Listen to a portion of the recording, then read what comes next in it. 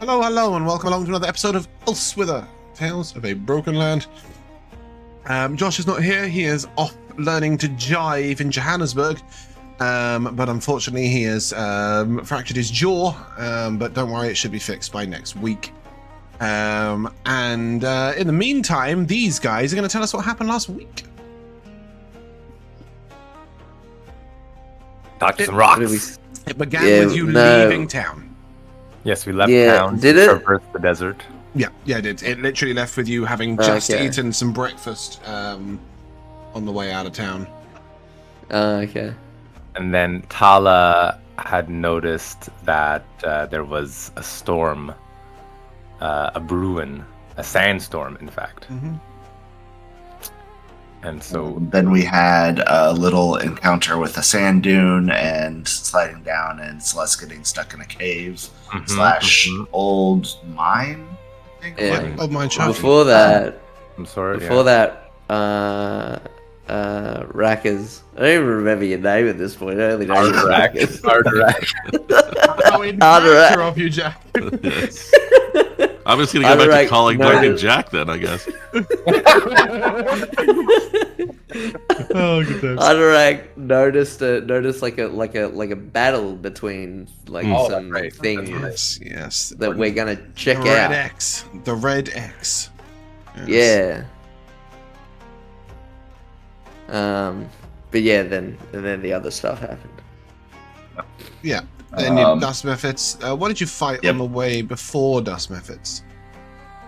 Or just after? Sorry, just after Dust Methods. Yes, Kruthix. Indeed, they came a hunting. Kruthix. Yeah. After the storm cleared, which was a sort of half and half fight because some of you were still dangling down mine shafts upside down.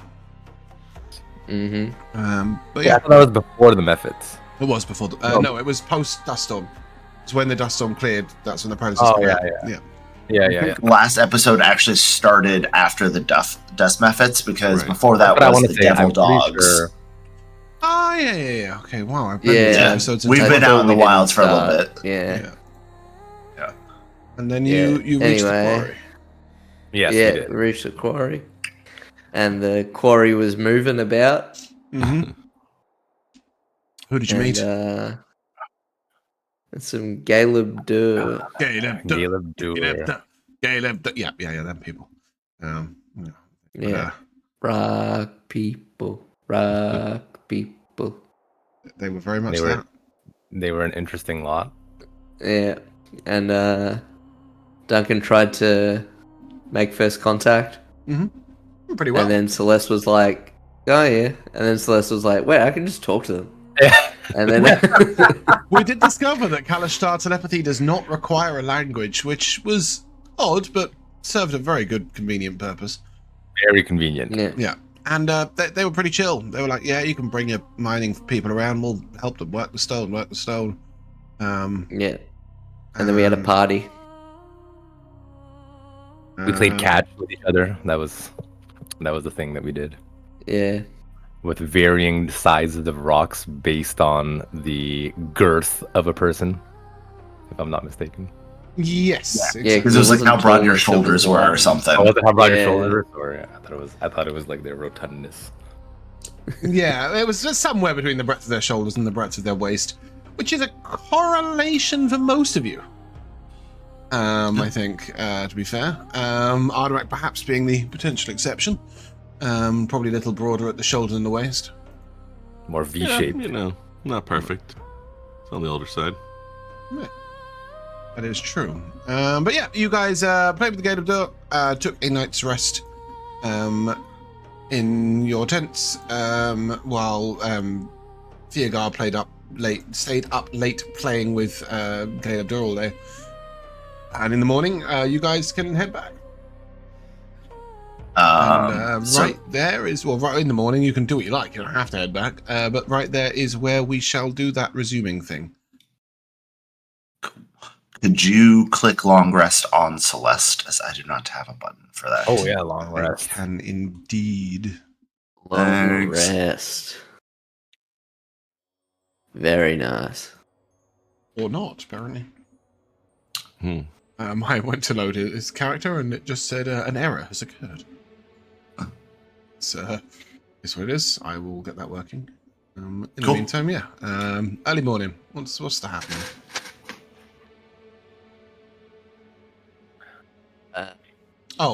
Josh will also do the Yeah, I was gonna say and give you all the that has to 7 be 10. initiated. I'm pretty sure. Yeah, it's 7 just 10. like- it's like this annoying, overly cheerful violin alarm clock. Basically at this point. Are we technically leveled right now, or not until we get back to? Oh, I 10? haven't leveled. Oh wait, yes I have. Yeah, you can. You're in an XP deficit. Let's put it at that. Okay. Sure. So yeah, you are leveled, but you will not receive XP when you complete the thing. Yeah. So it should be 8 temp HP then. And it's based off of her character level. Did do a level, yes. Wait, what? Wait, Indeed. whoa, hold, no. No. It's 9, I think. Because Oh, yeah, because charisma went up as well. Charisma, yeah, look at that. Nice. It's a 2 HP increase. That right there is the life between difference and death. Wow. Yep, you got the sentence. Yeah. Even if it all came out of the wrong order. James has had 4 hours sleep. Yeah, bright and early. He's up practicing scales. And for some reason, you all wake up and feel inspired. Better to get out of here. Yes. Doesn't seem like there's much else for us to do here unless we want to try and get some stone, but that seems like it wasn't our mission. No, fuck that. They seem so eager to do the work. If we wait along too much, then they'll have something for us to carry, and I don't care to. Then perhaps we should return to the town. Well, of course we're returning to the town. Where else would we go? I meant right now, Theogar. Oh, okay. When you guys come to the edge of the tent, you've been left a little gift. Each one of you has a little stone figurine about 4 inches in height that vaguely resembles you. Oh. They're sort of rough carvings, but it is very obvious which one's which, especially as Ardurak, your one comes with a little dragon. Very nice. They've actually, yeah. like a motorcycle and Shut- sidecar. You're connected in the Right. but yeah, but they've got down to like the details. So you've got the trunk and the ears, or the hat on Duncan. They've done, when they work the stone. Yeah, they've left you one out of each outside the tent, and they are nowhere to be seen when you come out. Like not even like in their like rocky sleeping selves. Like they're just like. Last night, Theogar did see them sort of burrowing themselves into the sand to stay warm and keep the heat until the following day. So you guys are probably up earlier than they get up, and they burrow under the sand, which is kind of really cute. They just go bye, going under the sand.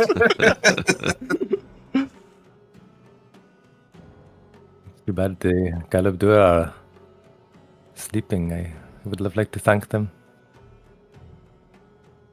Well, I'm sure we'll be back, right? We'll get to play with them again. There are tasks at hand, Theogar. You're right. If only we were here for leisure. It would be an odd place to come for a holiday. But maybe later, once we fix everything. Yes, I think in the meantime we should hope that the travel between here and there isn't so dangerous that they need us each time. Yeah, because you guys had no dangerous creatures that you had to face in either way. Although you did note that when Rakshalin led you through the desert, you didn't see any enemies at all in either direction, apart from that one time where Shala wandered off without his warning. Yeah, he was able to avoid everything very well. So it's, practice would help.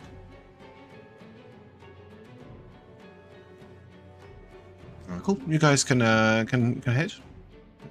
Yep. This music has got steadily more ominous throughout the track.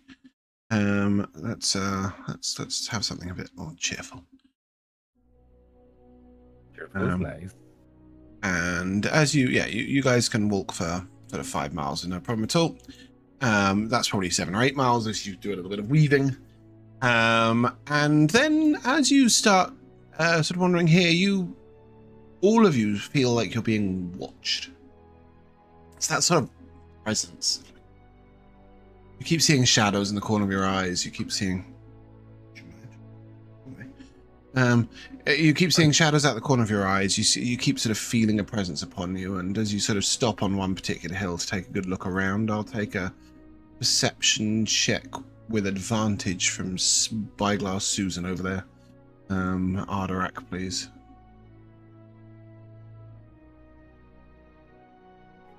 Uh, 19.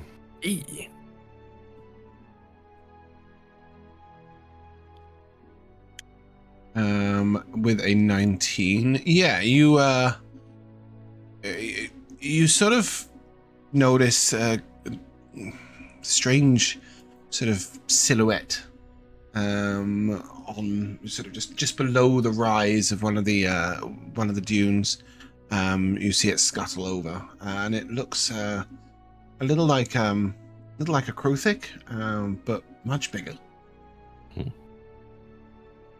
Sort of standing 6 or 7 feet in height, as opposed to the crowthick sort of 3 or 4. But it retreats behind a dune. And, is it ahead of us? Yes. Yeah, there is one ahead of you. You maybe get the impression that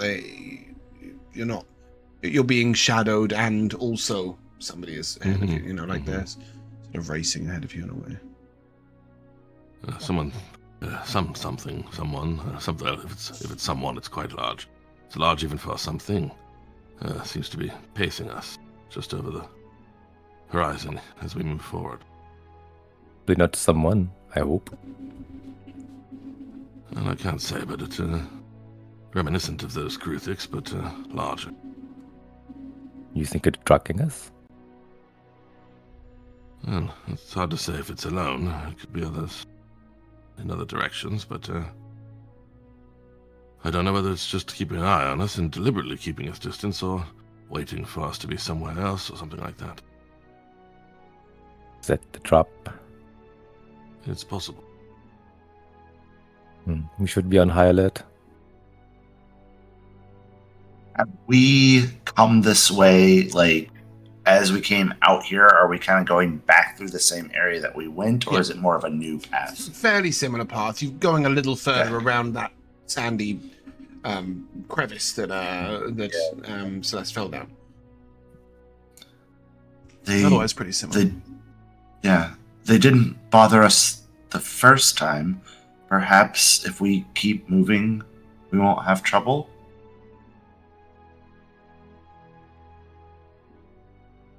Well, that's possible, but it might just not have been here. We might have been shielded by the storm in its territory. Yes, things seem to come out in its wake, and we're still just a day or so in the wake. Is it just one? Well, seems to be one shape that I've seen, but it's keeping itself as well out of sight as it can. You also know it moves very fast when it's scuttled back behind it. Quite quick. Scuttly. Large Anything that large that scuttles is a concern. Large things generally aren't that quick, and Tala will look down at her feet.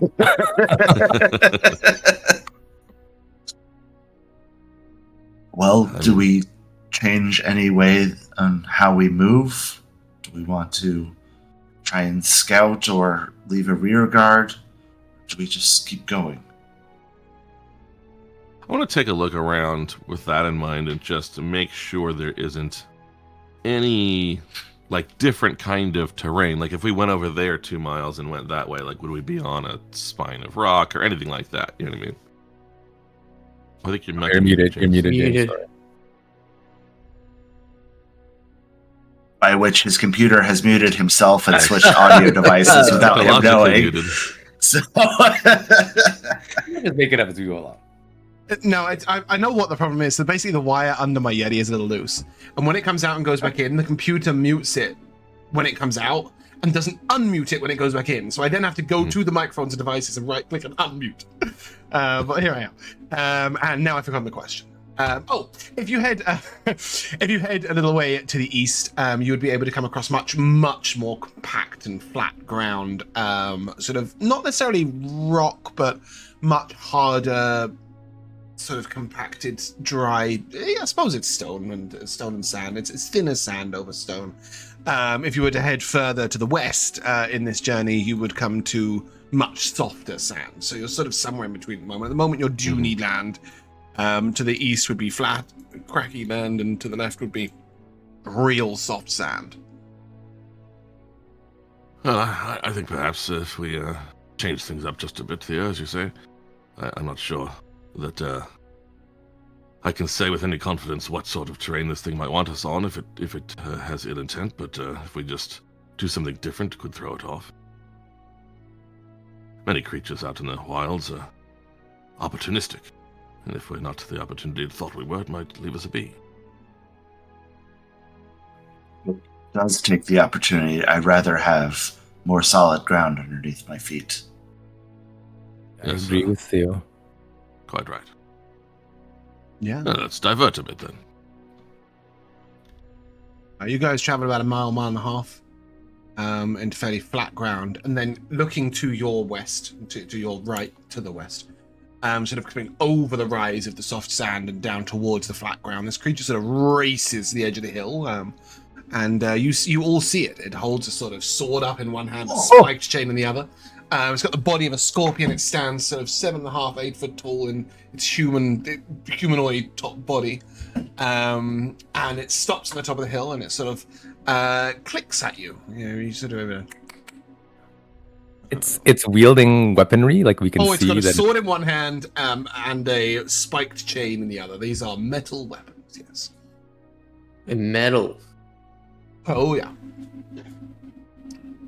Although Celeste, that too far sword is away. crazy as heck because it's like double bladed if you look at the big picture. Oh, yeah. It's like a twin. Yeah, it's a crazy sword. That is true. Um, And he Okay, clicks at you. clicked. Does anyone understand what that means? I don't. Celeste is too far for you to speak to it without sharing a language, as they say. Probably. Yeah. Yeah, I mean, it's like this creature's like 240 feet away, and he's Yeah, I figured. Celeste range is 40. So yeah.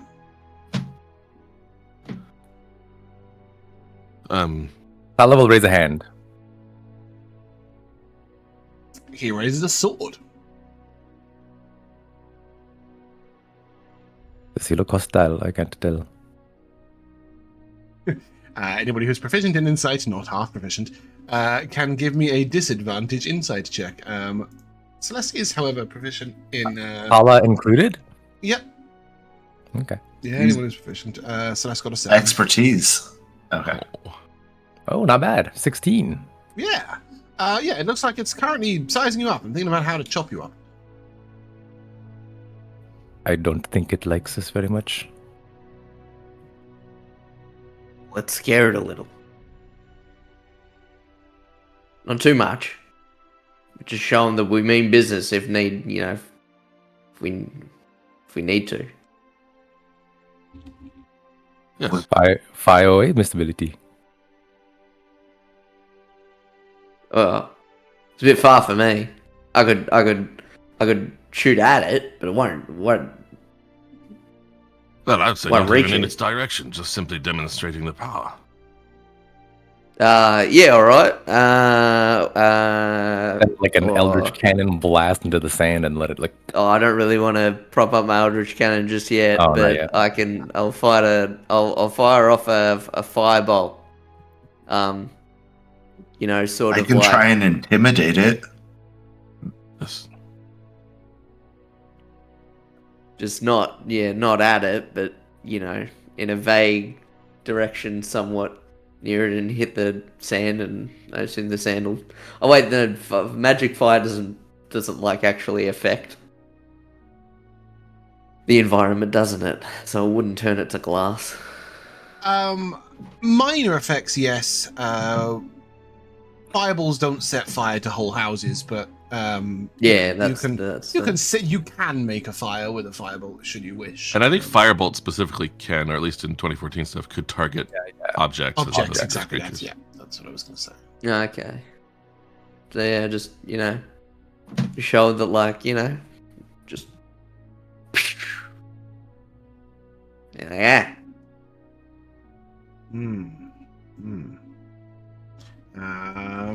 Give me a performance check, Duncan. Performance. Yeah. All right.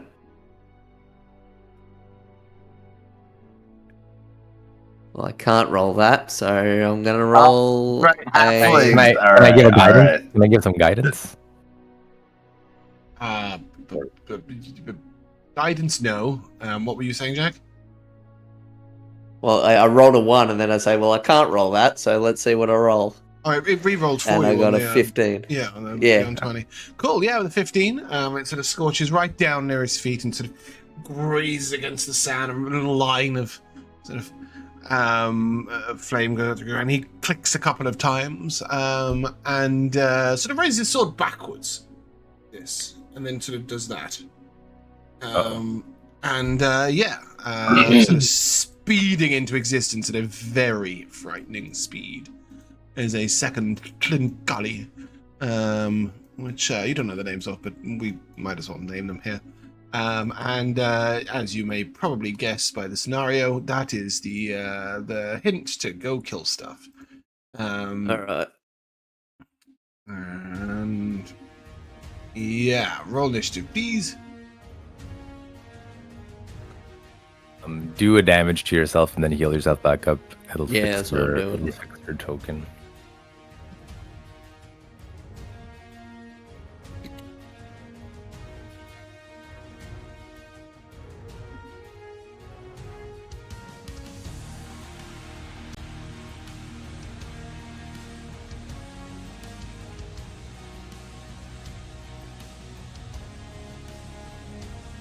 Okay, I've got Theogar at the top of the 22. Is that nat 20?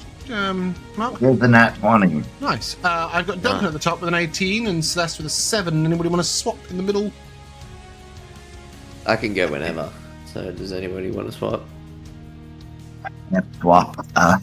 Which I would love to swap. I could throw like a bless down to open our turn. Would you like to swap? To do Yeah, sure. Yeah. Let's swap. Cool. Okay, don't worry, you are not first, Mark. Oh, no. Holy shit. I also got a nat 20, but I'm going to move it to a 23 so that it is clearly one above the other. So it's at 23. It's actually the bottom of initiative, just to be annoying. Sorry.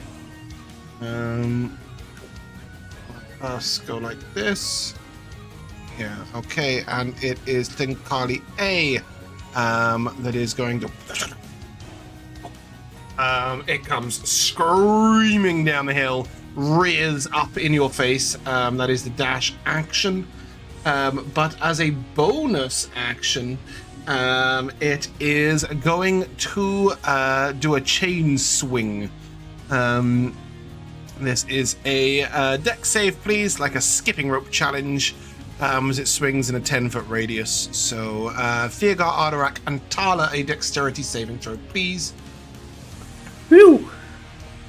This is not. Hate to be you lot. This is where I try to remember if I always get these. Yes, I do. You do, yeah. Yep. Ardurak's played a lot of jump rope in his time. Tala has tried to avoid it for all of time. And Theogar just got the timing wrong. So Theogar and Tala, you are knocked prone.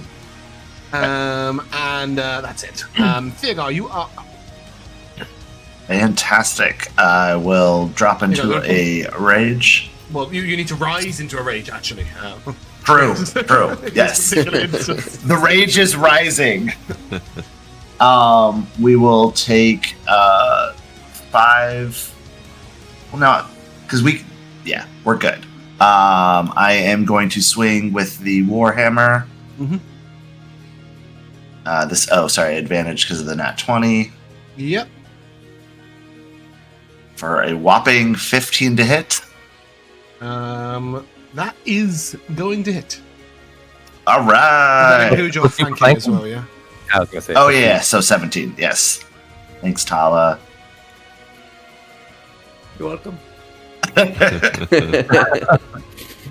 That rolled the wrong thing though, because it was only supposed to roll the d8. Give me a second here.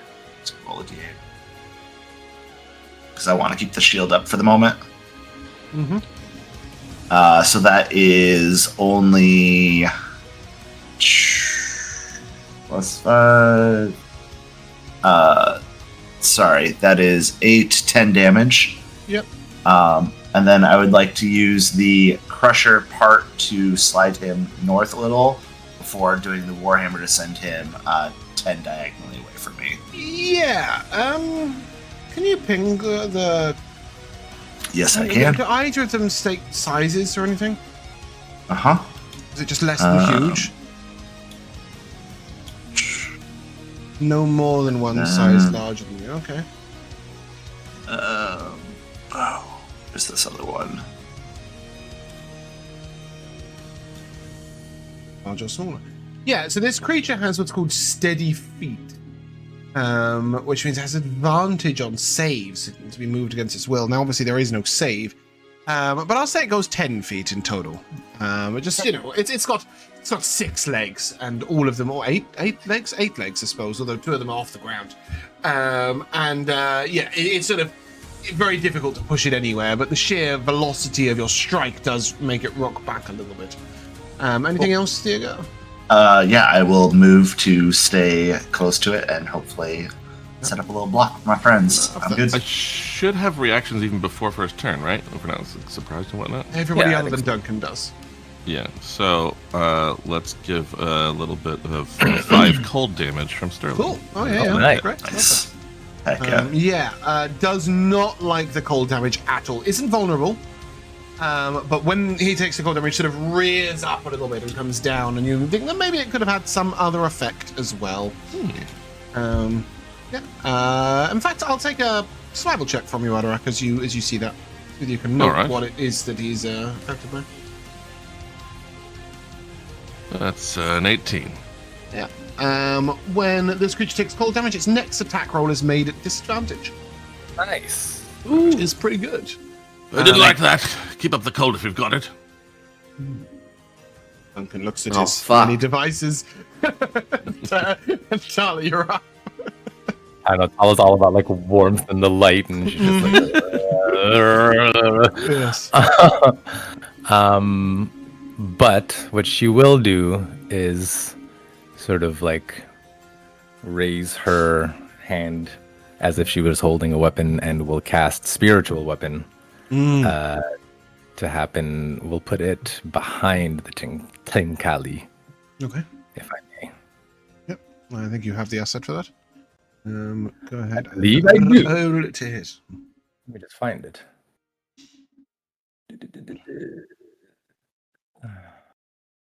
Spiritual weapon, all the way at the bottom. Monk. And Yeah, his head sort of swivels and looks really disconcertedly at this floating weapon.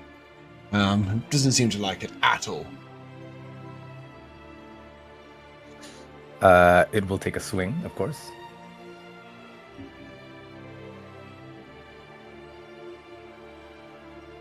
Which will be a 15 to hit. We have ascertained that that does hit. Indeed, for 8 force damage. And simultaneously, Tala will shout out a holy word. Okay. For another 15. 15 is the number of the day, It is guys. the number. Yeah. for an additional 3 radiant damage. And if this thing It's happens neither to be Fey, fiend or undead, or yeah. undead, I'm afraid. I knew that question was coming. I love that spell. It's my cleric's go-to on Tuesday. Anything else, Tala? Maybe just move one step back to sort of try and protect Celeste and Duncan. Or actually, no, I'll stay up because I know that this thing has a 10-foot radius swing, so that's it.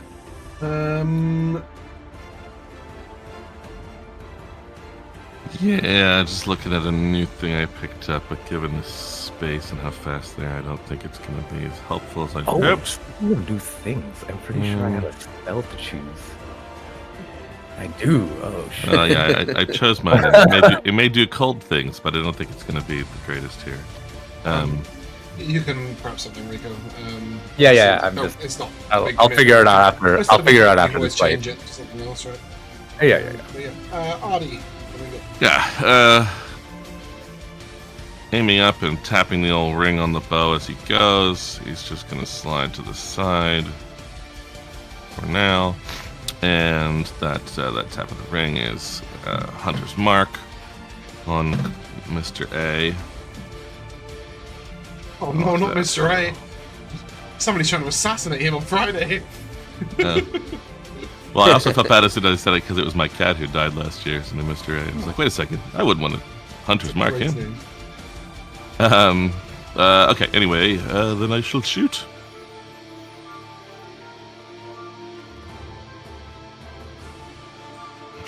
Oh. I don't know if the 15's going to work for me without the flanking situation. Oh no, 15 hits. Okay. That is the number of the day. 15 is their armor class, believe it or not. You guys just doing the exact necessity as it goes. Yeah, it's market. How many else piercing damages? 6 of the force damages. Wow. Yeah, there you go. Let's see. I think I moved too far away to actually get Sterling's boost. Yeah, I did. Full. That's all right. Save it for after one of their attack, after their turn, Yeah. right? So you can reapply it. Disadvantage. Yep, but I'll have him move over to this zone as well, so he stays kind of equidistant from everybody for that purpose. That's me. This guy is going to come running over. He's going to swing his big sword at the spiritual weapon. Nothing.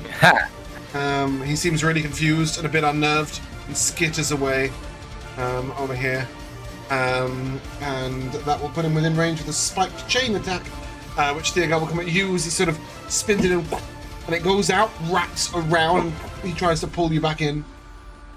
Alright, I was looking for the tripping thing. I was like, oh, I can do the tripping thing, but this is a different attack. That is a 22 to hit you. That definitely hits me. That is 9 piercing damage, and you are grappled. Until this grapple ends, you are restrained, and he cannot use his spike to chain against anything else. What was that, Mark? Nothing. I halved it to 4.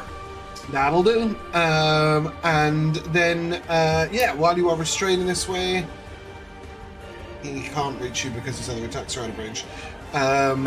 Cool. Can't take his bonus action because he's got you spiked. So, Duncan, you are up. Alright. I'm gonna back up a little bit. Just a little bit. And then I shall shoot him with my Eldritch Cannon, Force Ballista. Let's see if I hit. So that's that. 12 ain't gonna do it. So I'll try to hit him with a firebolt and see if fire does anything. I mean, they don't like cold, but who knows? Right, 21 to hit. 21 hits. Sorry, you hitting A or B? I'm hitting A. Cool. There's 9 fire. What does that They do? are resistant. Of course. Yeah, sort of armored shell. Sort of glances off a little bit, but they, they still take damage. All right. Anything else, Duncan? Nah, it's Would you everything. like to scuttle in any particular direction? Celeste, you are up. Mark. Yeah. Being Theo wrapped up kind of changes her turn idea. I think she's going to do a command on Tinkali B, telling it to drop the chain in hopes that that will free Theo. So wisdom save.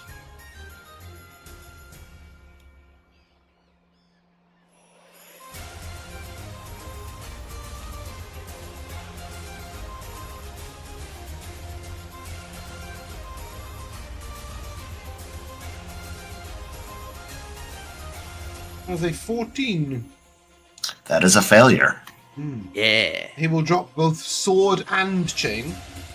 That's what I was just reading. I was just seeing if it was everything it was holding or a specific item it's holding. Yeah, drops the sword and chain. Unfortunately, that doesn't happen until... Well. I think it doesn't happen until its turn. Yeah, true. Yep. Yeah. Cool. Anything else, Celeste? We'll pass a bardic inspiration to Ardurak. That brings us to A, who is going to move to here.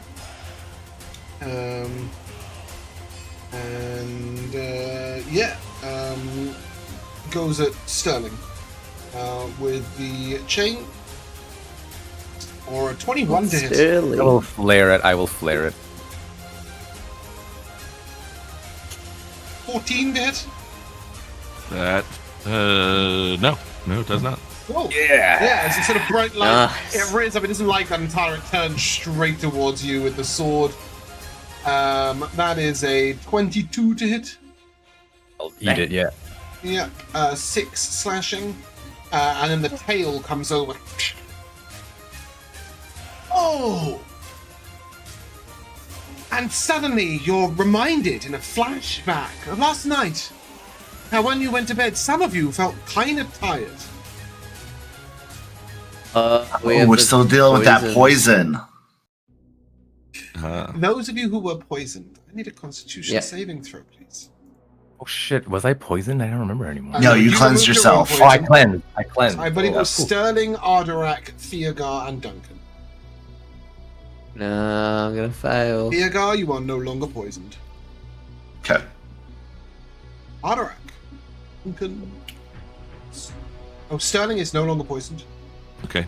Ardurak and Duncan, please lower your maximum hit points by 5.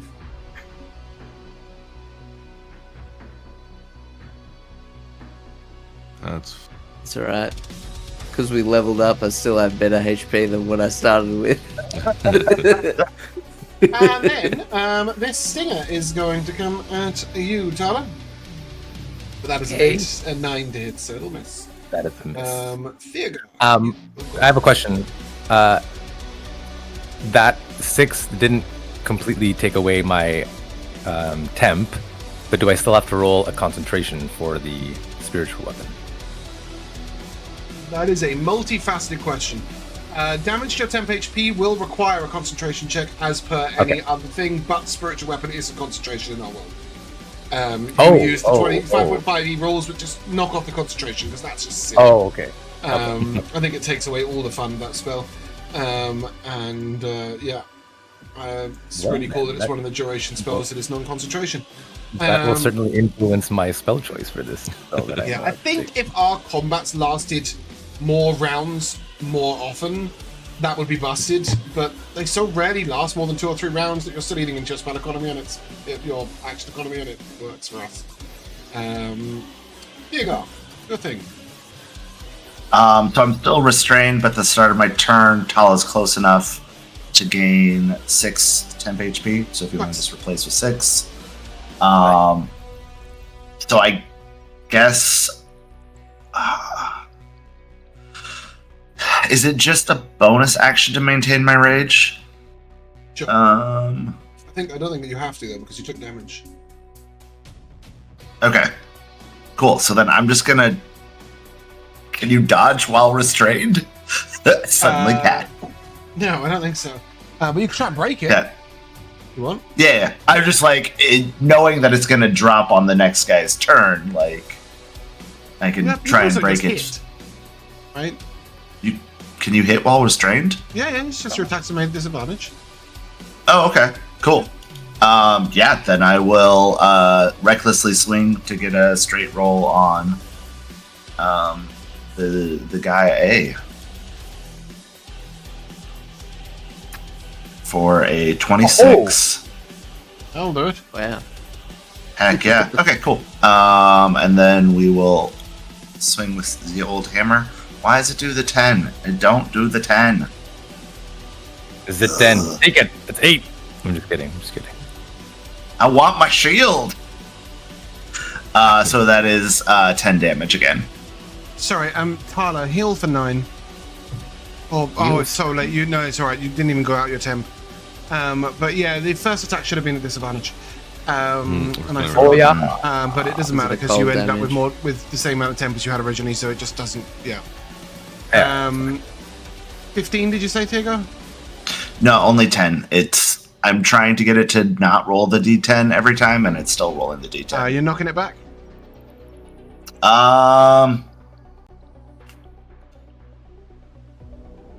Yeah. No, I think it's fine. Cool. Okay. I'm Anything good. else? That's it. Okay, Tala. Tala will move spiritual weapon. I think I get to move it 20 feet, 15, 20 feet. Yeah, that should be enough. We'll put it right there, and it'll take a whack. Both of them at- sort of, it comes through. Like, they really don't like that thing. Ooh, but only a 13, and as I remember, we don't get flanking with the spiritual weapon, right? Well, that's a bummer. Indeed. So what I will do instead...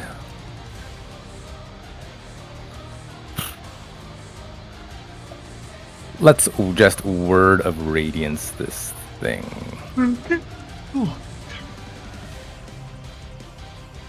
Or actually... No, well. Wow! Do that 20, one on each. Wow. Maybe. I was gonna say actually maybe I should dodge, but if you rolled it already, then we'll just say that Alright. we attempted. She's turning the aircon off today because I do want it. Usually she turns it on because I don't. Ardurak. Okay, let's see. Yep. So, I'm just going to say this as I do it, but I don't think do I need to spend the spell slot? I think I do. Yeah, okay. So, as Ardurak lines up and sort of knocks the arrow and draws back, he kind of sticks the finger out and actually draws the whole arrow across the ring as he goes back and has to shine a little bit as he casts the enhanced projectile spell. And then we'll fire with advantage at A from having hit it previously with the whole Vex situation. And I'm trying to put follow through on it so that it will shoot through him. Oh, unless they have crazy... I thought they're just naturally armored, but maybe they're wearing armor because they're carrying swords. No. Do you know, James? Okay. So it says that it doesn't work if they have heavy armor, so I thought I should check. Natural armor. It says on their armor Alright. class. So here we go. So a 25 should hit. Hey. It will be that from the bow. Nope, sorry, that's a breath weapon I clicked for some reason. Not my hunter's mark, so ignore that one. Here's the hunter's mark. And also, as the arrow flies across right over Sterling's head, he just puffs a little ice up onto it as it goes by for that. Shit. So, the real things How there much was the are cold 11. damage? The cold is 3. Cool. So 11 piercing, 3 force, 3 cold, and half of that goes on to B as well as the arrow punches through A and shoots into B with the follow through of. Cool. And with the follow through, they will both take cold damage. Awesome. Amazing. Cool. Nice. Not the other one has a turn, but whatever. And that took bonus action again, so I can't have Sterling bite. But the other, you didn't hit him before, so it didn't matter. But he auto dodges, so he'll be at disadvantage. Cool. That's it. Then Callie will drop his items and do his best impression of Lemon, I think. Drops what it's holding, ends its turn. Duncan. Right. Shooting at Tlinkali A with my Force Ballista. Who is currently looking over at B and clicking at him very angrily. Nah. Fucking not good enough. Alright, Firebolt. Nah. You look at this this marked creature in the middle of everything, and it's sort of rearing up and down and swinging and whatever. And you just pick both moments.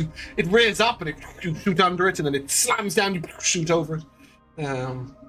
Anything else, Duncan? No, I got nothing. Celeste. Seeing that Tlinkali A is still a threat, she's going to try and set up an elimination on it. So she's going to cast her new spell of Expectations Review on Theo.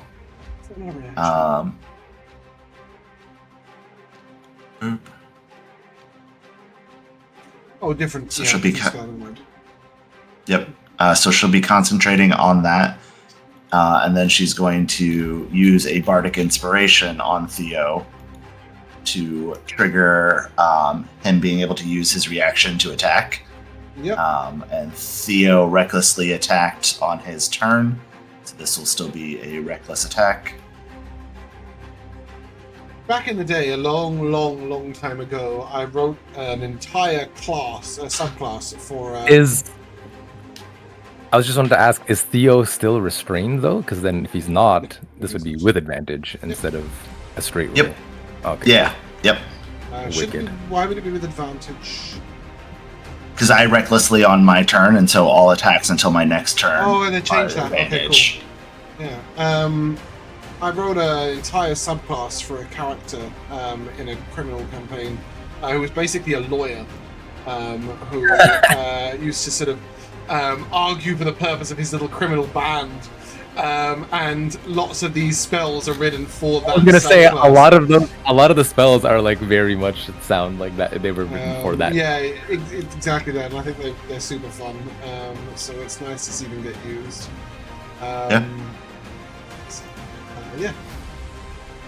So that was a 19 to hit. 19 hits. And we're just going to take the D10 this time, as I'm no longer restrained, so I will put away the shield. For 15 from him, and then 2d6 from Celeste. Which that is going to be force. I'm just going to roll that on my character. So that is up to 19, and Theo is going to add on his frost for a total of 24. Decimated. Hey. Okay. Did not want him to live that. And that is Celeste. Then that is Theogar. Cool. Theo is going to walk up here, recklessly attack on this one.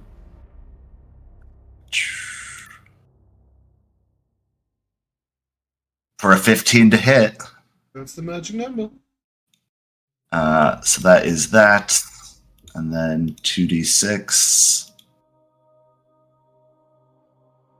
So that is 16 bludgeoning, 8 force, and looks like 6 cold. Yep. From Sterling, yes. Got it. Yeah. Huge build. That's it for me. Tala. Not that she has to, but Tala will just push the spiritual weapon out a little bit more to box this thing in, and it shall swing, or rather she will pretend swing. 18, I believe, will hit for a measly 6 force. Yep. And then Tala will. Theo's still like untouched, right? He hasn't been. I still have my temp HP. Okay, very nice. In that case, we'll just do another holy word. Yep. 15 to hit. I think a 26 should hit. I think a 26 will do it, yeah. Yeah, for 2 damage. Nice. Ardurak. Just for fun, can I walk up this rock? It looks like it's kind of like at ground level on our side. Yeah. Since I no longer need the line betwixt them. And I will bonus action swap my hunter's mark over to him now and shoot. I assume I don't get the vex from having follow through and hit the second guy last time. No. Fun as that is. I had to ask. Okay, roll. I think if it demanded that you made 2 individual attack rolls, then it probably would. But I don't think you attack roll it, right? It just hits creatures behind. So yeah, I don't think it's going to be attacked. All right, that was 26 to hit, I think. Right. So there is 6 piercing and 3 force. Yeah. And is that you? Is that everything? Yeah, and then for Sterling's go, he's just gonna move a little from the heck. As this arrow hits into this creature, who has already dropped his weapon and his both of his weapons, he is simply looking fearful, and he is going to disengage and run. And he has 50 feet of movement speed, so it's quite a lot. Scare him off. Yeah. He seems very, very scared. And as he runs off, I'll take... actually, no, what was your inside check earlier on? Tala, it was pretty good, wasn't it? Like 16, 17? I think? Yeah, something like that. So we'll ride off of that. He didn't seem fearful of anything you guys did in combat that was non-magical. The magic seemed to terrify them. They were very scared of all the magic that was used. And yeah, he's going to run off. And Duncan, you're more than willing to shoot after him if you'd like, but it's up to you. Nah, not worth it. I'm only going to miss anyway. Well, that leaves you with 1 Gully. And you still get the XP for defeating them. Fear not. Josh is here to be drawing a line. I don't know why I did that. That is 360 experience points. Ooh. Yeah, Ooh. We dangerous. get those. Sorry, what was that? No. We get the experience that you've already allocated no, I the haven't deficit allocated elsewhere. the deficit. Well, you're just not going to get the XP for the quest because you've already. Right. Okay, cool. It, yeah. So yeah, you'll get the whole 360. And yeah, you end up with this sort of gully in front of you. It's got this strange double sword, it's called. The double sword is effectively just a long sword, but it's completely useless for you guys. It has disadvantage to hit, but does a 1d10 regardless whether you're swinging it with 1 or 2 hands. It's pretty bad, really, as swords go. There is very much a Tlinkali weapon. Creatures other than a Tlinkali will have disadvantage on using this. There is also a spiked chain, which is just a spiked chain, as it is. You note that they definitely had some venom in that stinger, should you wish to try and milk a scorpion that is dead. Otherwise, you may maybe use its chitinous plates or... I was going to say, it's hide. Like, can we utilize that as... Yeah, it's definitely well fitted to it, but the sort of plates at the front of its sort of lower legs, the carapace, you could definitely, try and extricate those plates. They could be useful. Yeah, for sure. We can try to do that. It's pretty easy. Duncan, do you want to just take notes as I do some of this so that it's recorded? Yeah, what do you think we'd call this thing? It resembles a scorpion. Some sort of sword scorpion, yes. sword skiing. And Scorpion? Sword skiing.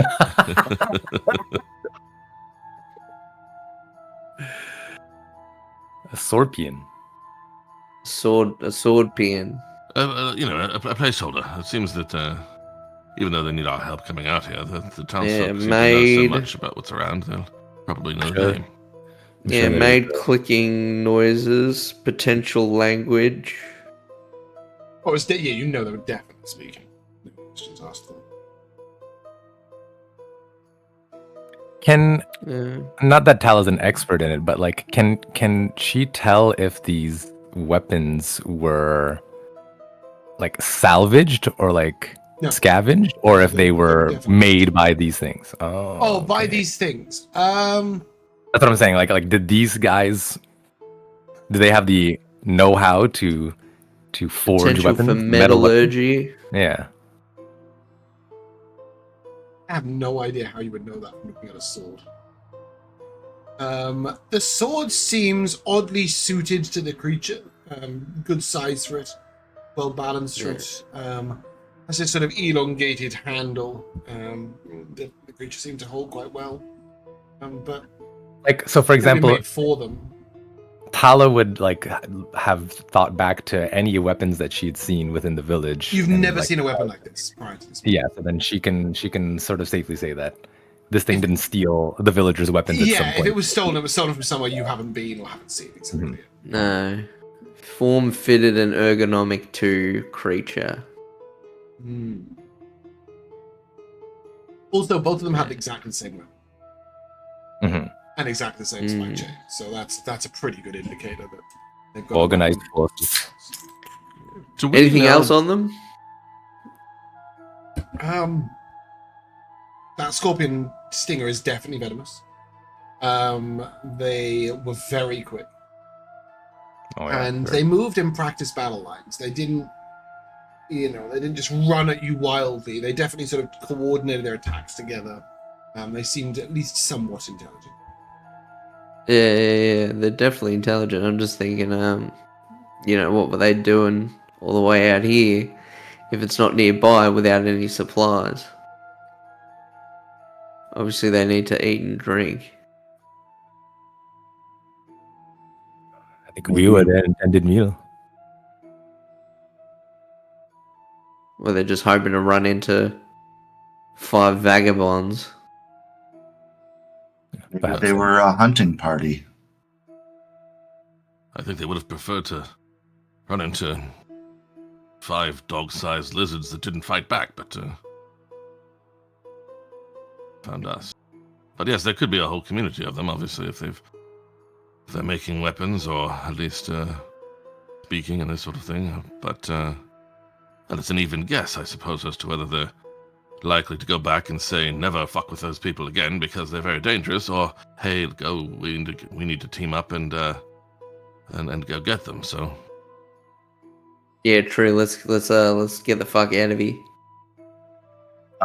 Theo is now just like preoccupied, like imagining a nursery of Tinklali and like little baby Tinklalis like running around, like being cared after by an older mother lady.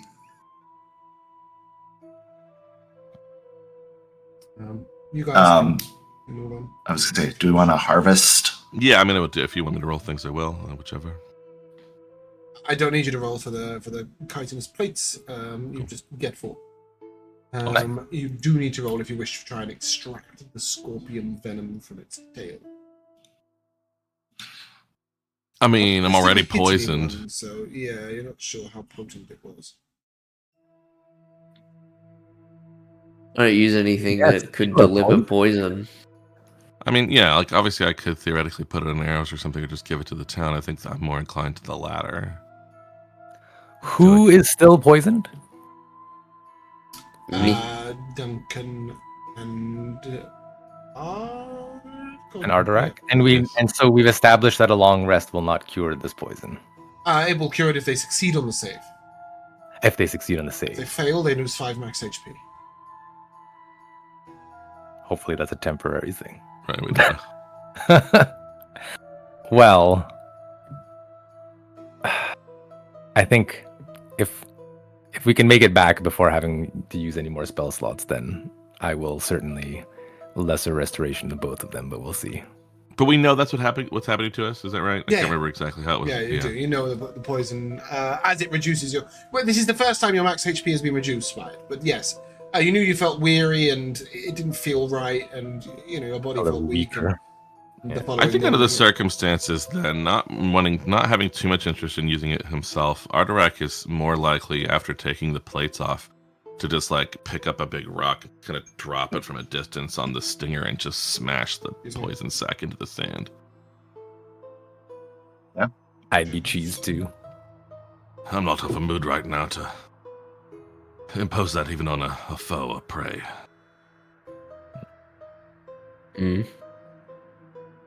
How are you feeling, the both of you? Oh.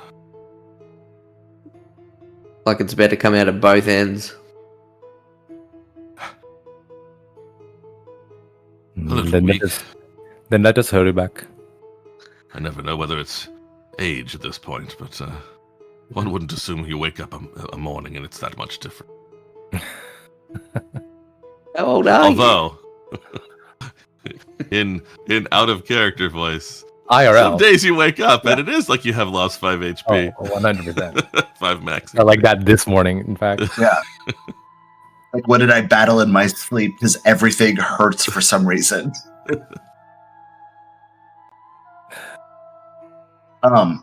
On the loot tracker in roll 20, we have 6 chitin plates. I'm guessing we did not add the 4 that we just got. No, I can didn't do that. mess with I that. can do either, that. yeah. Cool. Those are I from. took the spike chain. 'Cause I Ooh. want to Yeah. turn it into. I want to see what I can turn it into rather than just a spike chain. You just So then- want to use it as a clothesline back in town. Should we take that double sword thing? Post. I don't know what the double sword thing would be used like.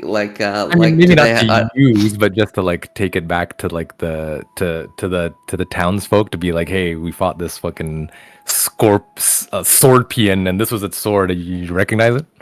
Yeah, right. And yeah, also yeah. like materials. You know what I mean? Like maybe you don't want to build it into anything, but if they're is looking for metal, every yeah. random chunk of chitinous plating, then like a big giant Yeah, piece that's of metal true. seems Yeah, useful. they might. Yeah. They might. Yeah. And especially if we were going to like get wood next, like, they could just like, mount it as a like straight blade sort of thing to like, either chop on or like True. try and plane. Yeah. All right. I like it's like because it's like double bladed. We'll come back and they've just sort of like put it at an angle. And they just use it to peel stuff. Yeah. Bag of holding. What? It's just a What's long it- sword, I think, but. I'll add a can custom. rename it. I'll add a You can custom. rename it, yeah, to custom name I'll add a it. custom item to say. What are they called? Tlincali, Tlincali. 2 L's at the end, I thought. Oh, is it 2 L's? That could Yeah. be mistaken. Calli. Tlincali. Double sword.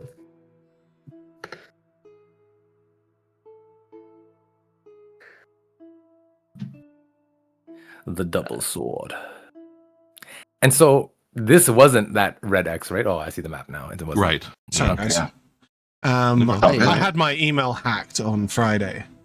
No. And from somebody in Vietnam. All my course. my email was all in Vietnamese. They sent me an email every minute for 3.5 hours telling me that Wow. they tell everyone I watch porn if I don't pay them £500. I was like, Oh no.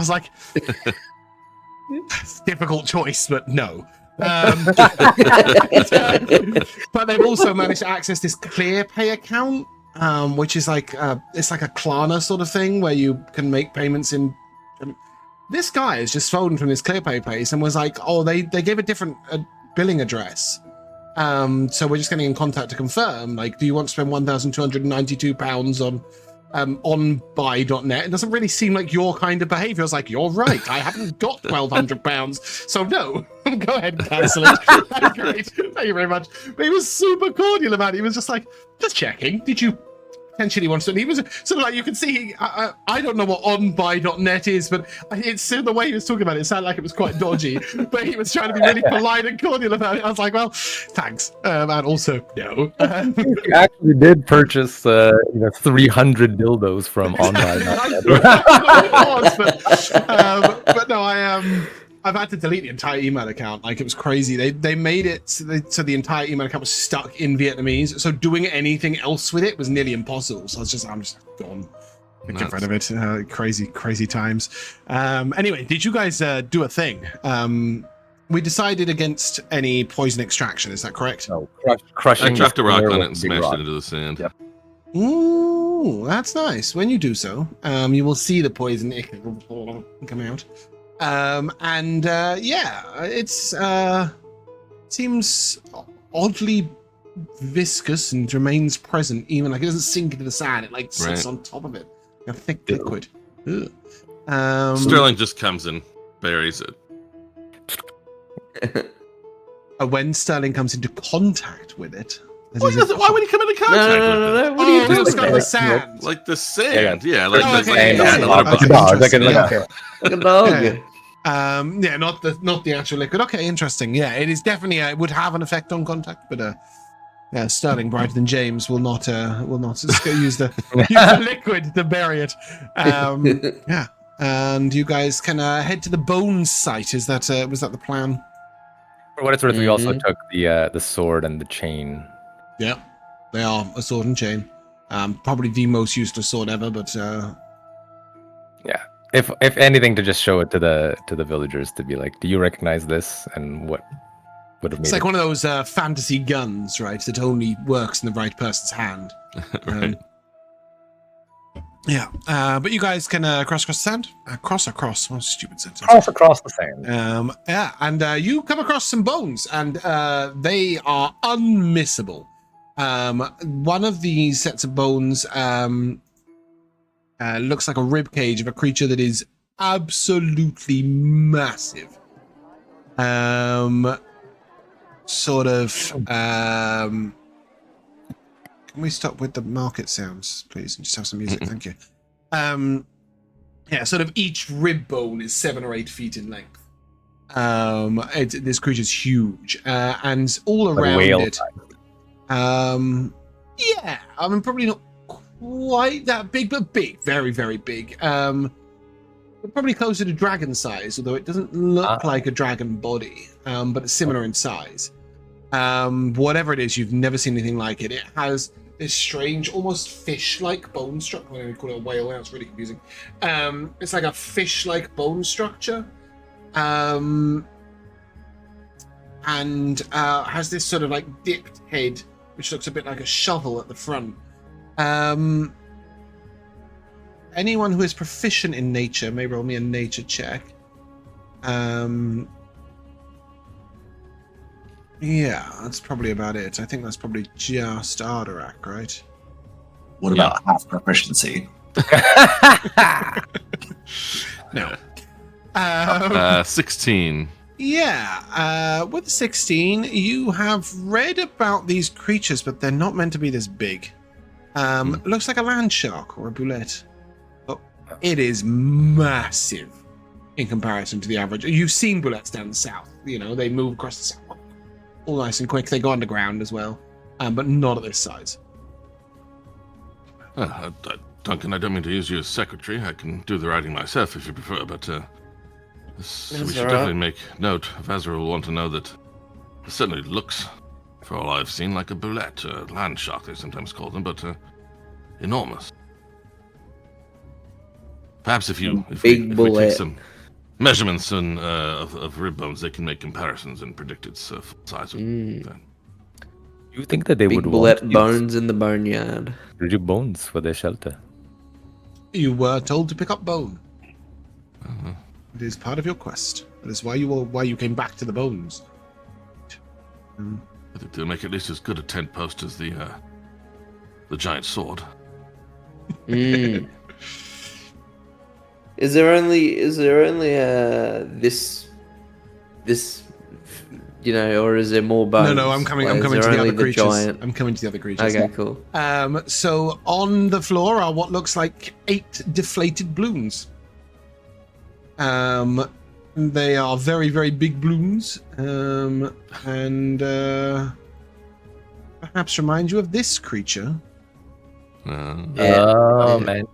The upper body of that. Yeah. Those creatures do not have a single bone in their body. Floating mantles. That's creepy, isn't it? But there's also these long tentacles that you can sort of use as rope, if you will. There's 8 of them that killed the large bullet, or at least it died in the process of it. Which begs the question, considering they float, is that a flying fish? It's the land shark sort of leaping out the ground. You can imagine the battle was pretty cool. Is it shattered? Does it look like it crashed from the sky like an airplane? Well, they only float 5 feet above the ground, but yeah, I mean they're very tall. They're huge creatures. The floating mantles. So no, they're not. They're large. But They're still large. Yeah. So you can see this battle was obviously quite violent. And I don't really think there's a huge amount of use if you can work it out for the floating mantle skins. They're not something that can be tanned into leather. They are literally like plastic from deflated balloons. You could use them for carrying water or something. It is almost impossible to cut those tentacles without like a super sharp blade like slamming into it. So they're tough. But the bones, you can potentially arrange to shuttle the group, because I mean it'll take Theogar and Tala to carry one of these 7-foot long, sort of 1 foot wide, 1 foot diameter rib bones, and there's 18 of them. Wow. As well as this large sort of I don't know what the word is. What do you call the thing that comes out the front of a mosquito? Proboscis. There you go. Yeah. It's like a proboscis, but it's made of bone. It funnels right down. It's got like a little tube at the front. It uses it both to burrow but also to drink. It's a really big straw. I'm just stacking up all this stuff, and I'm just like, at this point, I almost wish we were carrying blocks of stone. This is getting ridiculous. Well, you can only carry one bone between the group of you. Like they are super heavy. I'd say each bone is probably a couple of 100 pounds. They're just thick. They're not hollow, the rib bones either. They are like full on. Which will make great structural supports, yeah. As long as you want all of your pillars to be slightly curved. But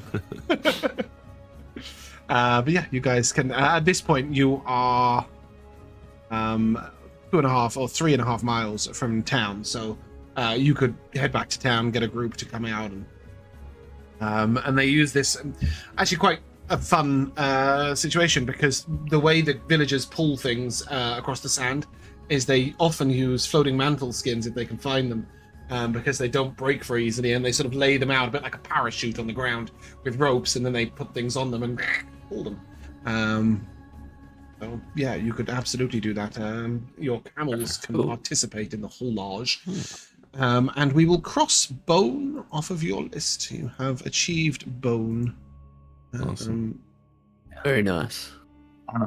Question on the deflated floating mantles. Were any of their brains left intact? No. They don't last all that amount of time, I don't think. What do they do?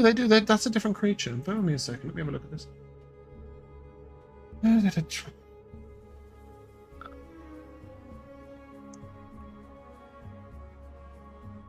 I imagine, like, since using the brain is crushing it, that's they're looking pretty crushed. Landed on. Yeah. Cool. Yeah.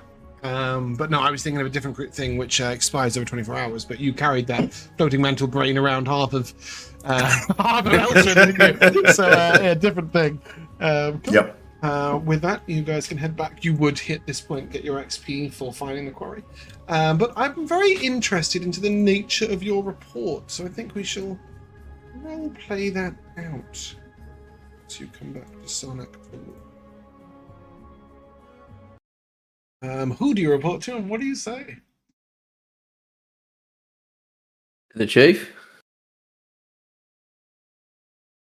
I want to personally. I would want to, even if everyone's walking to the chief, I would want to find Rakshalin first of all. Rakshalin as is... you mentioned, having been so good at avoiding creatures, and I want. He sees you coming in. So he regularly. Oh, the tower's not on this map. There's like a watchtower at the edge of town that he will use. Oh, it's the other map, isn't it? Bear with. West. Yeah. So he's off, sort of in this tower. Yeah. And yeah, he sees you coming. Oh there, Rakshalin. I just, well, we'll report on quarry and things, but I just wanted to let you know immediately some of the things we've encountered in case you know more about them. I'm sure you do. Particularly, we had a confrontation with this large, well, someone brought the sword. We're going to show it to sort of sword-wielding scorpion people. And one of them, Kali, thank you for the name. And Oh, no. How do you spell that? I don't know. Sounded out. Fuck, say it slowly. Tlinkali. Allah will provide guidance.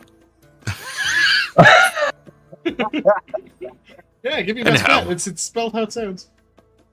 One of them retreated, and it seemed quite put off by us, but I wanted They to attacked. make sure that... Yes.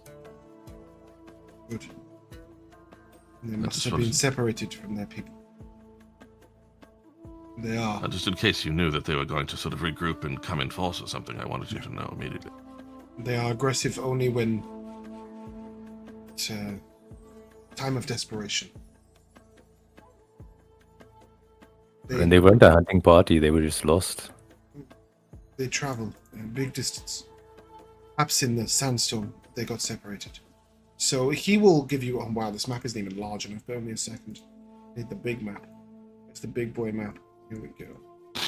The Whoa. Tlinkali are a nomadic people. And they basically travel from all the way to the south. All the way up to here. And then all the way out to this mesa. And then all the way back. They do this permanent loop around in that triangle. And obviously, if they've got here, they have gone to the wrong place. So you would assume in the sandstorm, some of them got separated going around Darvek. So they attacked. They were without food or believing that their death was coming soon. Did they try and sting? Well, they never got one off. Tempted to. Do you know of the bee? Has a little motion. Quite a variety of bees, but yes. We do not have them here, but I believe they are the same for you. When they sting, they may die. Process. I see. With Tlinkali, they do not die, but their life is different. You know, their stingrays are used. Well, I suppose, in a way, I'm sorry they were desperate, but glad they won't pose further danger to the town. You right, James? You had a bee come at you? No, my cat just missed the chair and flew straight past it. Just 12-foot leap across the room. I don't know what on earth startled her. Sorry, it made me jump out my skin. What did you ask? Or say, or anything? If it was me, I was just saying, good, they're not going to be a danger to the town, but sorry for them, I suppose. Yes, they are. And they would not trade with us. They've tried before, but they are a peaceful people. Well, not these ones, but we understand the circumstances, I suppose. The sandstorm Anyhow. Where do they... was it does not come often, but when it does, it changes much. Best not to be out during the sandstorm. Do you know much about them? Like, where do they get their weapons from and that? They seem to have, like, They make metallurgy. They They make them. Oh, civilized. To be civilized is a bit of a grey term to me. You know what I mean? So like, I do not. okay. Just saying, it's not very black and white to me. But anyway, I digress. They have all the things we have. They cook. They use metal. They do all the things that we do. But they travel. Tradition, I'm sure. Many.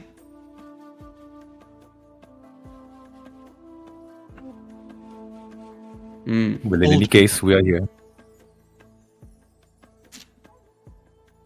Well, very well then. We encountered some other creatures, dogs and things, but I'm sure there are things you're more aware of. I'd be happy to tell you about them, but those were the only ones that I thought might pose some sort of ongoing threat, so... And he will go as far to say that if you wish to know more of them specifically, you might speak with Jaskalan. I think it is. He the kid or the adult? No, he's the kid. I need the adult. I need the parent. It's not Sazarin. It's not Jaskalan. It is Sazarin. Sazarin, not the older guy. I need his Ashrazin. That's his name. That's his name. His father. Yeah, I would say Ashrazin knows some of the songs.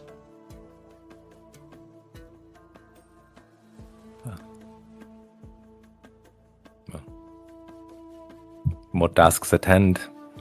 And we are carrying this big ass bone, right? Theo and I. Oh, he would have definitely noted that and sort of. That is big. Many more where this came from. Not too great a distance. Should be able to send parties out to bring more back. When you say that, he says you need many people. It would be best to make the job quick. Yep. He will join you in walking to the center of town and ring the bell. Ding, ding, ding, ding, ding, ding, ding. And lots of townsfolk will come. Immediately it is... no.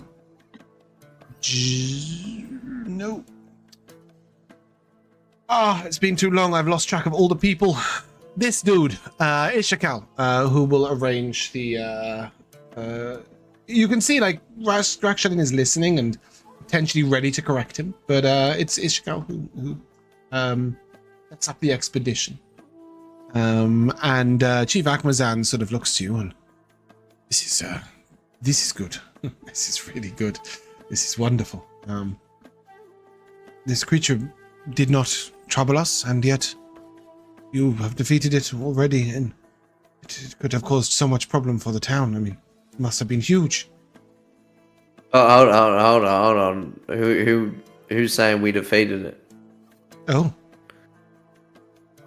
The land provides, of course. You see him, he's very pleased that the land has provided this, and we haven't. It isn't only the newcomers who've got useful skills. No. Yeah, the floating things provide specifically, but yeah.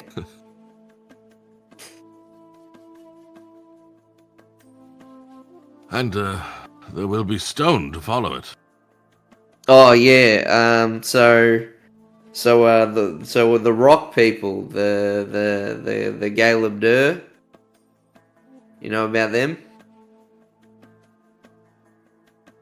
The quarry that your people used in the... He thinks for a long moment and... Large moving rocks shaped like people. Sometimes. Yeah. I think we have one old song about them. I'm sure they should like to hear it. About the boulder that rolls, comes to its feet.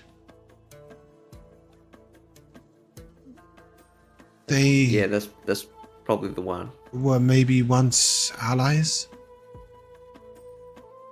Well, good news. They seemed quite friendly.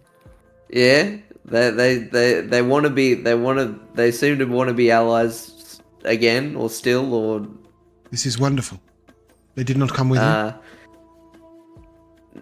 No, they want to stay there. That's kind of like their home. But as long as you go there and you're like, They want to help you work the stone or something. So just the big stone. Don't get the little guys. Yes, sort of nods, and we shall Quite send frankly. a small group to make contact and just to start some work. Who would you send? Rakshalin must lead the group, and Izrakin will arrange the quarrying. Sazarin will mine the stone with a couple of the others who are unnamed NPCs. They may not have to do too much work. These stone folk seem quite keen to do some of it themselves. Yes, as long as you are respectful and kind, they will. You know how to play. All of our people are respectful and kind. Laying is probably not Rakshalin's forte, but the rest will do well. Okay. Yeah, and dance. Do you have any songs about big ass ruins in the middle of the way to the quarry? The city that was lost. Yes. Many. And he will begin to sing in this sort of really almost haunting, very slow, semi-melodic way. And as he does so, he sort of does this sort of clapping rhythm with his hand. And we'll sing you a tale of the lost city. The city that was once above the ground and is now below the ground. Where treasures ran wild and deep, and riches could be found. And hallways as large as a town of today. The great doors of Mithril that stood at the front. He will tell you all of this sort of. You would recognize it that all of those sorts of tales are often exaggerated. It's tales of legendary, but it's clear they know of this city, and they know that. He will say afterwards, one thing about it is that it stretches sort of, this sort of size. It was huge. Way bigger than any town. I mean, I know this is also a really big town on the map, but it's not this big, as you've seen from the picture. But he will say, bigger than anything we have. And old people.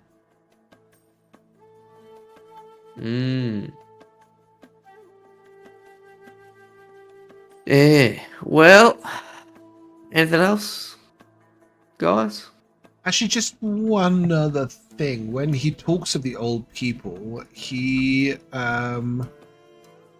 calls them dragon bearers. Dragon bears. Yeah, it's an odd turn of phrase because obviously they didn't carry dragons. At least you don't think they did. But Did they birth them? Has anybody been to Dargle Imvar, the capital? I would assume that Ardurak has. I mean, like a airport transfer. You know what I mean? Like a layover. I would imagine that Celeste and Theogar may have done. Your parents are quite wealthy, and it's a place that many people visit.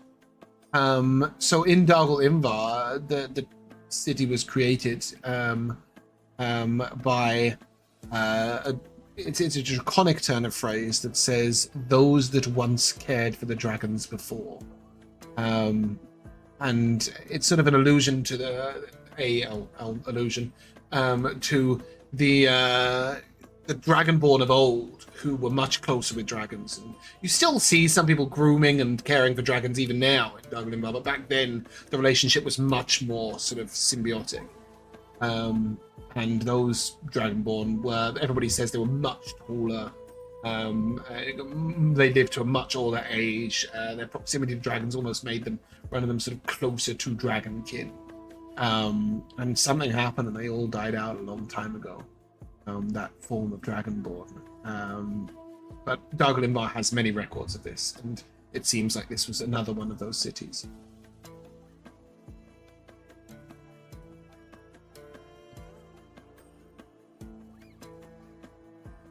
This is very good work. I'm very grateful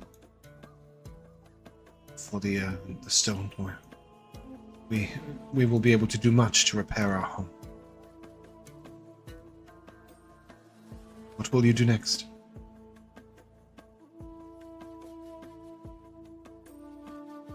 Well, our plan is to travel to Nushevith.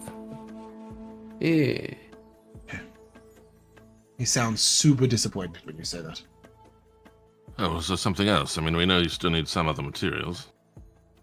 It is It's just one of the reasons that we travel that way. you have been so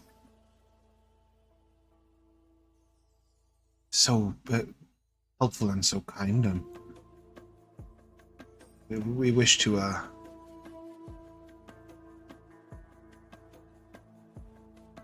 It has been a long time since the town shed in some good meat. Wondered if you would join us for a hunting trip before you leave. I'm not much of a hunter, but Yeah. Well, I am. yeah. Well, with your strengths, perhaps we could hunt without fear. Well, it's not quite a real hunt if there's just a little tinge of it in there, but Well, there are bigger and better hunters than us in the lands around. Much bigger. well, that I have no doubt. What is the quarry, so to speak? But we can find. Every time we go out, it's after a quarry. It's always a sort of quarry. The place with the rock people. Did you forget Tala? But he would suggest that there are a couple of oases. One over here, and one to the northeast. They are good places for hunting creatures. And the typical creatures they hunt are these strange, sort of like zebras, but with brown, where they would normally be white.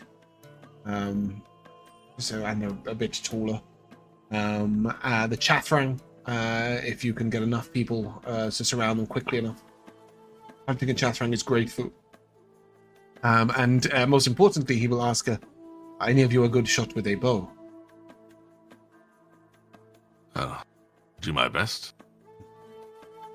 There is a special bird that we try and take down where possible. It is... Rakshalin is very good at it. You slay your predator, your prey. Sorry, you slay your prey, and then you wait in hiding.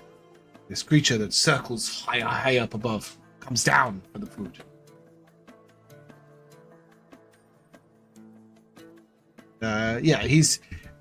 He describes the creature, and it's much like a vulture, only way wider. It's a lot of meat. And you'd also need feathers. Yeah. So a hunting trip before going to the quarry would be good for everyone.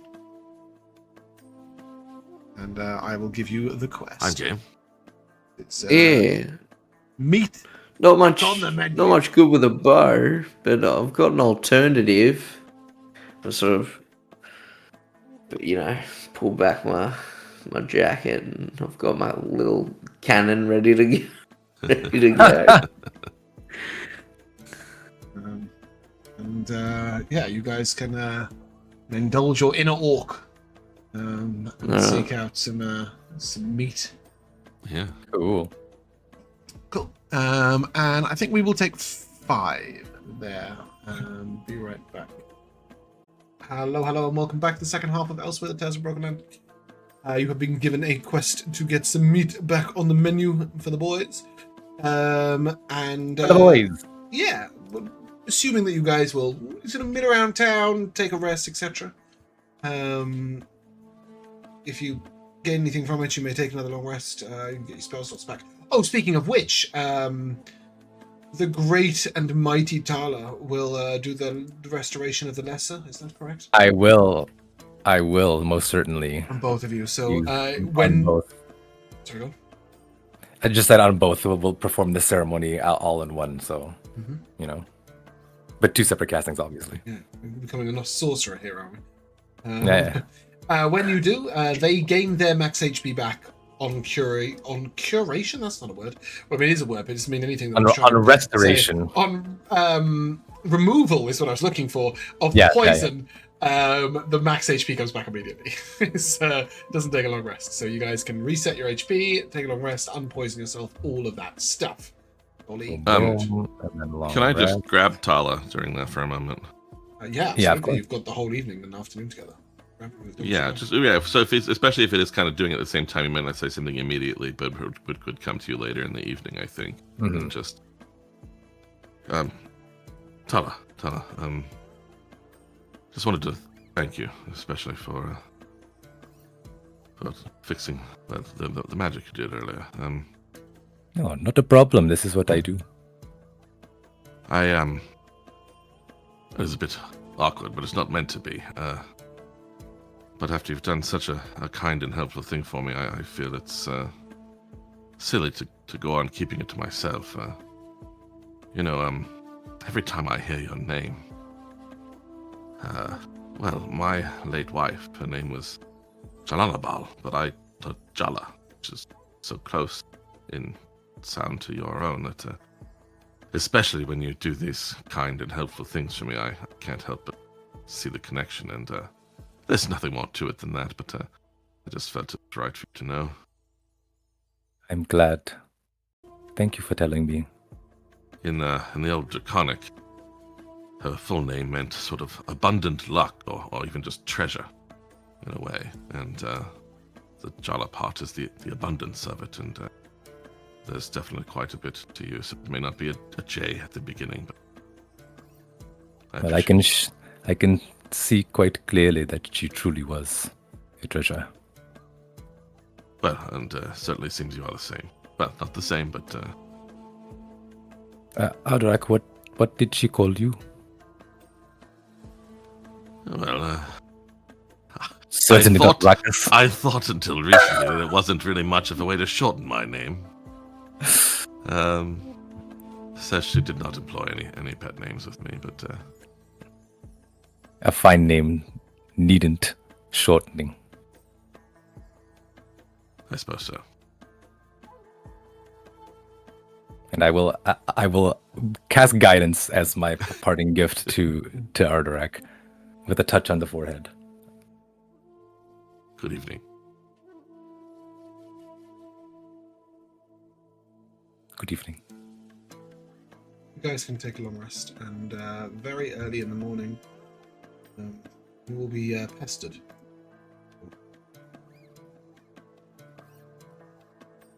Sort of pre-dawn.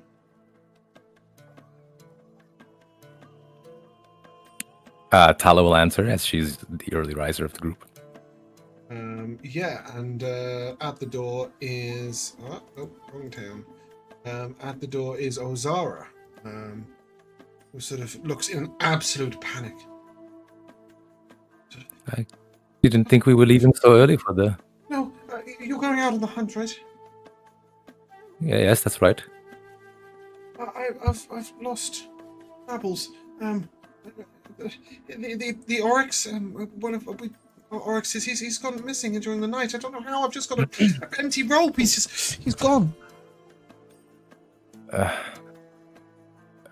How he certainly couldn't have gone far. How? Actually, he's very, very quick across the land, and I mean it's literally an antelope. I thought oryx were more of like the yak kind of thing. No, oryxes are like little antelopes. They are extremely fast. Tala doesn't know about these things anyway. No, it's true. But yes, if any creature could guess pretty far in a short amount of time, it's this dude. Oh no, I've just sent it to some random Discord I'm in. That'll confuse him. I'm not even going to delete it. Check this out. I just sent them that. No context given. Of course. Love that. She was saying, but it's so dangerous out there, and you will look for him, won't you? Well, of course, but won't you join us? Oh, I don't think I should be out in the No, that's a terrible idea. Last time I went hunting, it was about 4 years ago now, and nearly got eaten. I was in the jaws of a creature when Rakshalin killed it, and I don't really want to repeat that experience ever again. Fair enough. Though you would be under our protection. That's what Rakshalin said. Technically, it was true because I didn't die, but at the same time, no, thank you. She was actually nearly eaten by a chatrang, which is how do I spell that? Really think it's just chat, right? I think so. Yeah, like 2 T's. There you go. You can imagine being in the jaws of that creature. No. Hey, look! I found the oryx! Yeah, they're all in the picture, actually. Although every time I see that picture, I always think it's a Harangon. And I just think that that's what... So, is she saying that one oryx escaped, or all of them? No, one of her oryxes. It's okay, Babbles. Babbles the oryx. Babbles. Yeah, she will tell you. The problem with Babbles. Babbles is that he was a very good boy, but he was ever the curious one. And, he probably saw something shiny. He's very, very smart. He's not undone his rope before, but he always finds the food that I try and hide from the others. Does he respond to his name?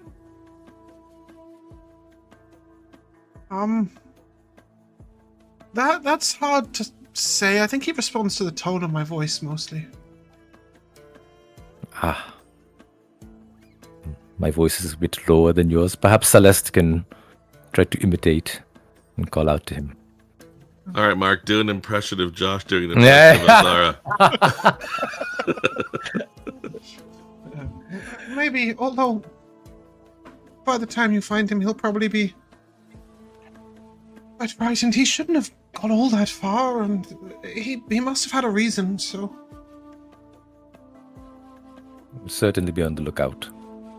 Oh, thank you so much, Tala. And she goes to hug you. I will embrace. After all my terrible mistakes, I've made yet another one. Every mistake that you make is a learning lesson. How do you expect to get better at what you do? That's true. It's true. Go now, tend to the flock. Leave it to us. The Chimekas are doing really, really well.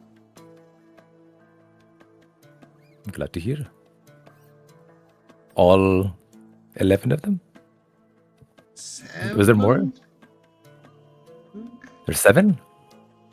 I don't know. There was... How many people are there in Mambo number 5? Oh, true.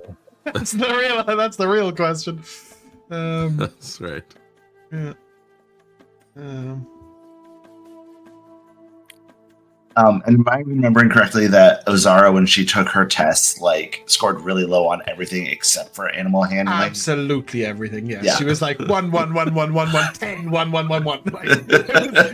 Really, really skewed. She is very good with animals, and she's terrible with people and most other useful things. Ropes, gates.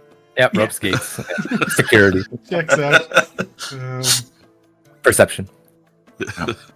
I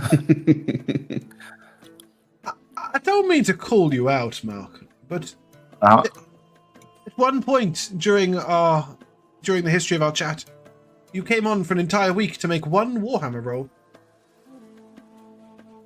And then, then that's it. Just that. There was nothing else in the entire week except one Warhammer roll. Did you just miss session and go, oh, I miss my hammer? Just do a quick roll and go back. I was looking for the names to see how many thingies there were, and I just had one lone roll. Here we go. There is Monica, Erica, Rita, Tina, Sandra, Mary, Jessica, and Buff. So 1, 2, 8. 3, 4, 5, 6, 7, 8. Yes, All 8 of them? they're doing great. Good. Especially Buff. Hopefully they'll start producing eggs soon. Yes. And if we're going to have more of a flock, Buff is going to be very busy. So all of the other 7 are girls. I think you did establish I that did one try and other was establish that one yeah. needed to be Eric instead of Erica because Yep. they were two Yeah. Actually, yes, you're right. Yeah, she gives you a hug and she will leave you to it. Now waking up at 5 o'clock in the morning. That's nice of her, isn't it? Thank you, Sarah. She rises at 4 each day, so it's before the dawn. Yeah.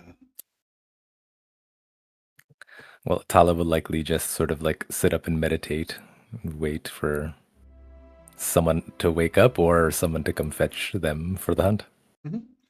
Yeah, you sort of hear the sound of the people bustling about, getting ready. And there's quite a few people going on the hunt today. Ishikawa and Rakshalin are the primary two. But Ishala is going to join. She has not left yet, as you know. She is waiting for you. She, a few of the others, Alkazam will come on the hunt. Hashrazin will come on the hunt. Izrakin will come on the hunt. The Chief Akmazam will come on the hunt. I really cannot find the music I'm looking for. But there are sufficient people left behind. Yeah, to like manage We're not, the like, town leaving and all it. of the new things that we've sort of. There's not a huge amount to be done. Who kind of does the watering, and she also gives all the water to the animals. Well, I'm like protecting it.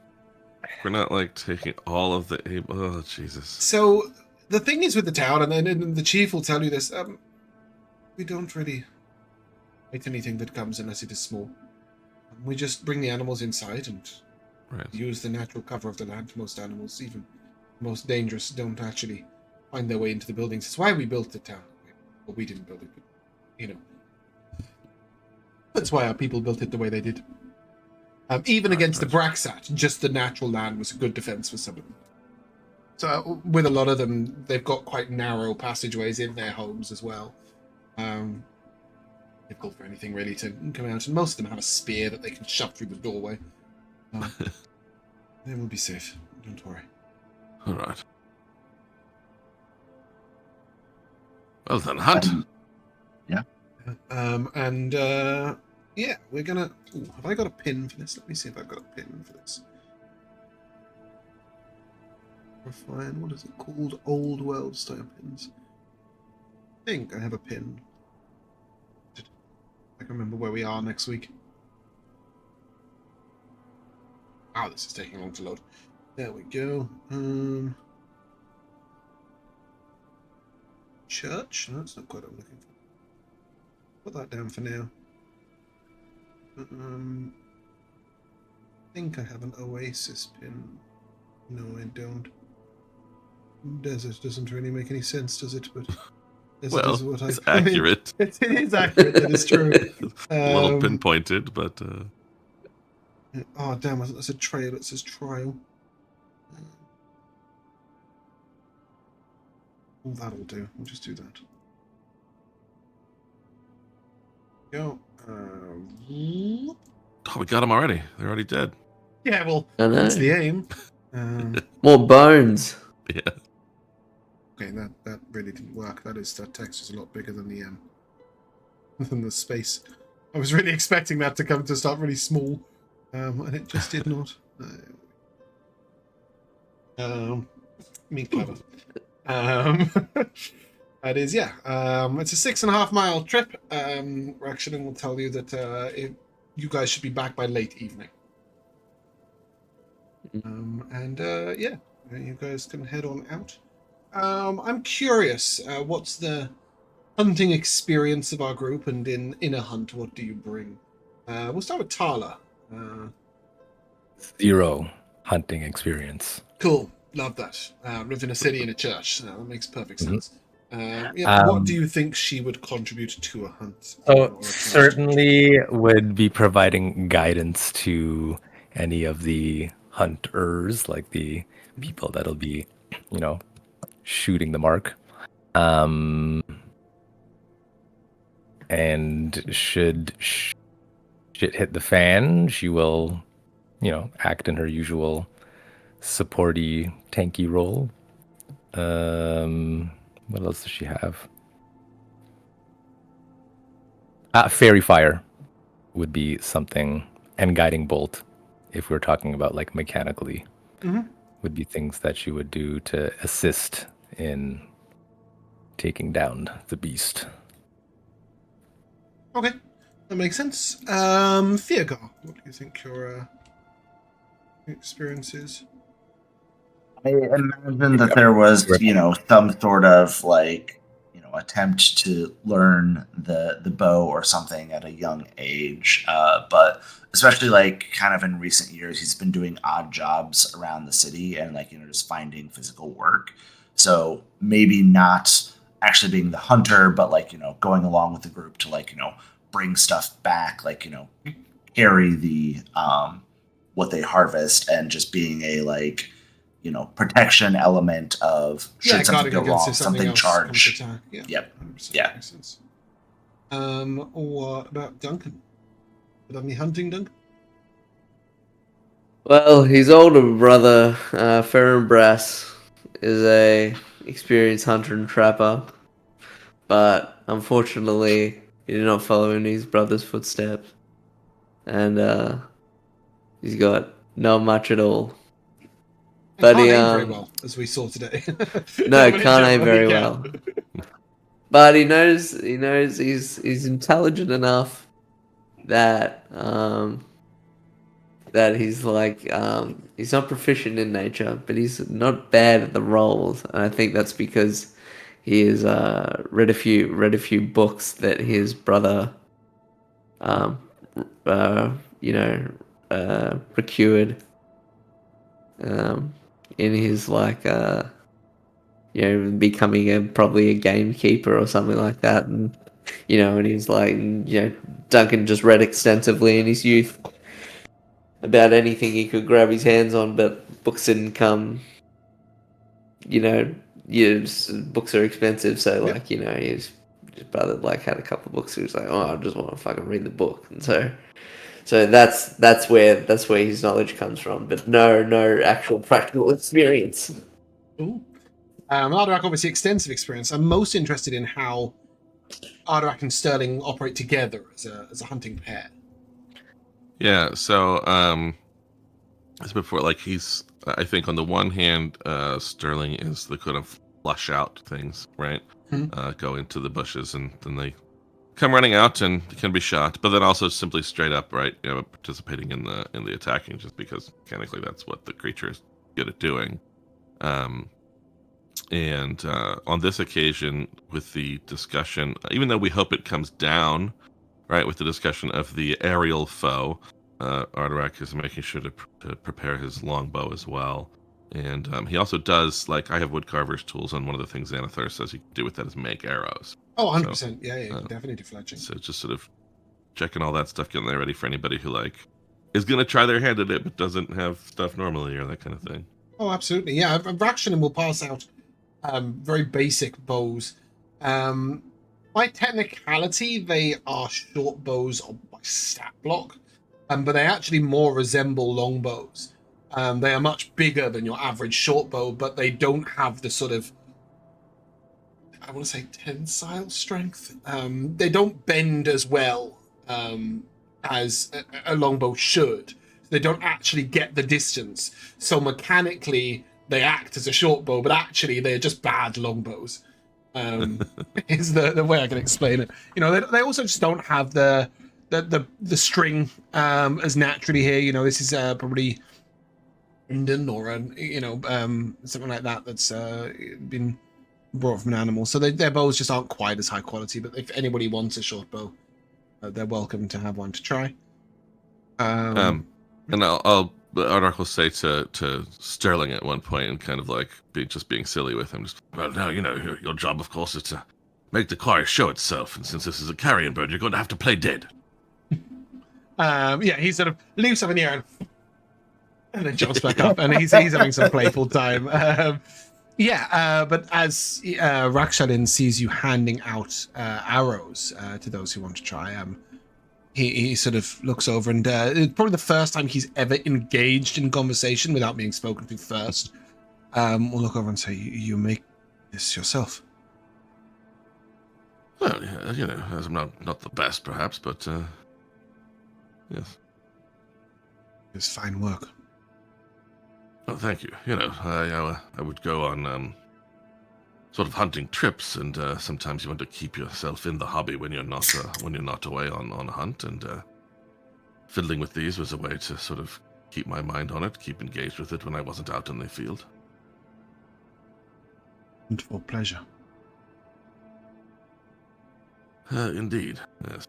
I was very, very fortunate to meet my wife and marry into a family where I certainly should have had all the food I would have needed without having to hunt it for myself, but for sport. I hunt for my wife's pleasure. When I am gone, she is happier.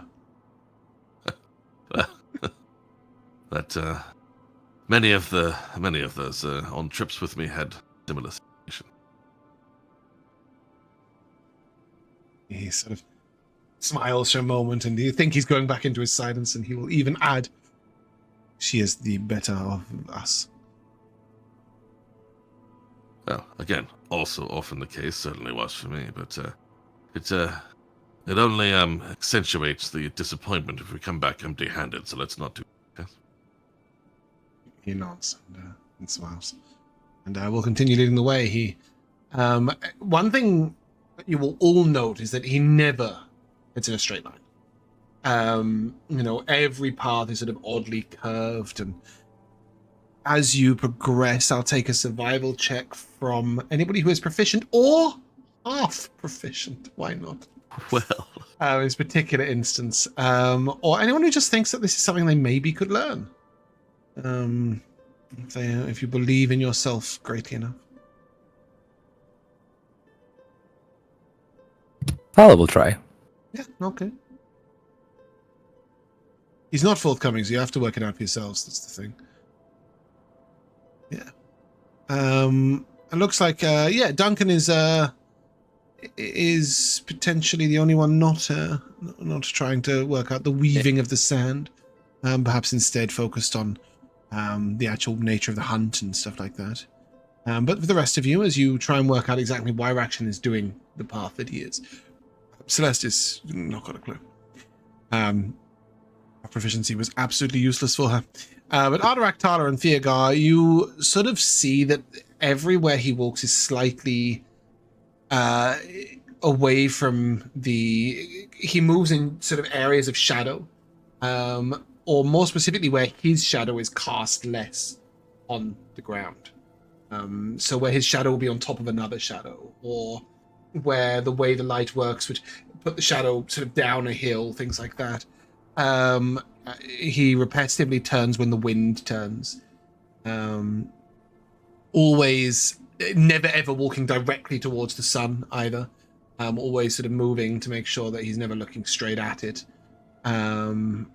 It's sort of, he doesn't even seem to be doing it consciously all that amount of the time. It's just, he knows the right path to pick, and it's very clear that this is his real expertise, is traversing the land. You could emulate this to a point, but it would take years of practice to get it down the way he's getting it down. And even something so simple as he's walking, his bow is in his hand and it's behind him. And every now and again, he just sort of does this, and he's actually erasing his footprints with the back of his bow as he moves through the sand, sort of subconsciously. You'll notice that Ishakal moves well in the sand. It's probably the only one who in any way is getting close to the ease of movement that Rakshan is. Probably Ardurak is the next best at doing this, even though the desert is fairly new to him. His survival skills and natural abilities sort of bring him back up. And you guys sort of head a little way like this and sort of like that, and it isn't all that long, sort of 2 hours maybe, before the prey is spotted, the first bit of prey. And you see two antelope, not oryx, right? Clearly, two antelope-like creatures, but they're sort of taller and thinner than the oryxes. Very, very fast creatures, and as Rakshan will sort of put his hand up and say, well, they are good meat. Right. We holds impossibly still. 3, 4, 5 minutes. Watching. And then suddenly you'll see both antelope turn to move, and he fires his arrow immediately. And chasing these two antelope, you will see a single odd-looking creature, I guess is the best way to put it. This is... Oh, hello? No, that's not what I wanted to do. I just closed the tab. Well, that's annoying. Give me a second. And we'll reopen it. I think you guys have seen these before. In fact, I think you've fought them before. Perhaps even in this campaign. Have you fought them in this campaign? I don't know. You've definitely fought them in the other campaign. Please, image, go. You'll see this horrible, spiny little creature. The Quilzok. Yes, I remember. You guys were all bemused by the fact this creature has an 80-foot flying speed. Yes, I remember this crazy discussion with those tiny little wings. And you see that is what Rakshan has shot at. He's shot at the Quilzok, not at the antelope. And he will say quietly, deal with the threat and then get the meat. Though Ishakal is already firing at the antelope-like creature, determined to take down the meat instead, but everybody else seems to be firing at the Quilzok. What are you guys, just to give you guys some distance perspectives actually before I ask that question. The antelopes are probably 140 feet away from you in a direct line. The Quilzok flying is coming in from sort of 250 feet, but very fast behind the antelope. What are you guys doing in this moment?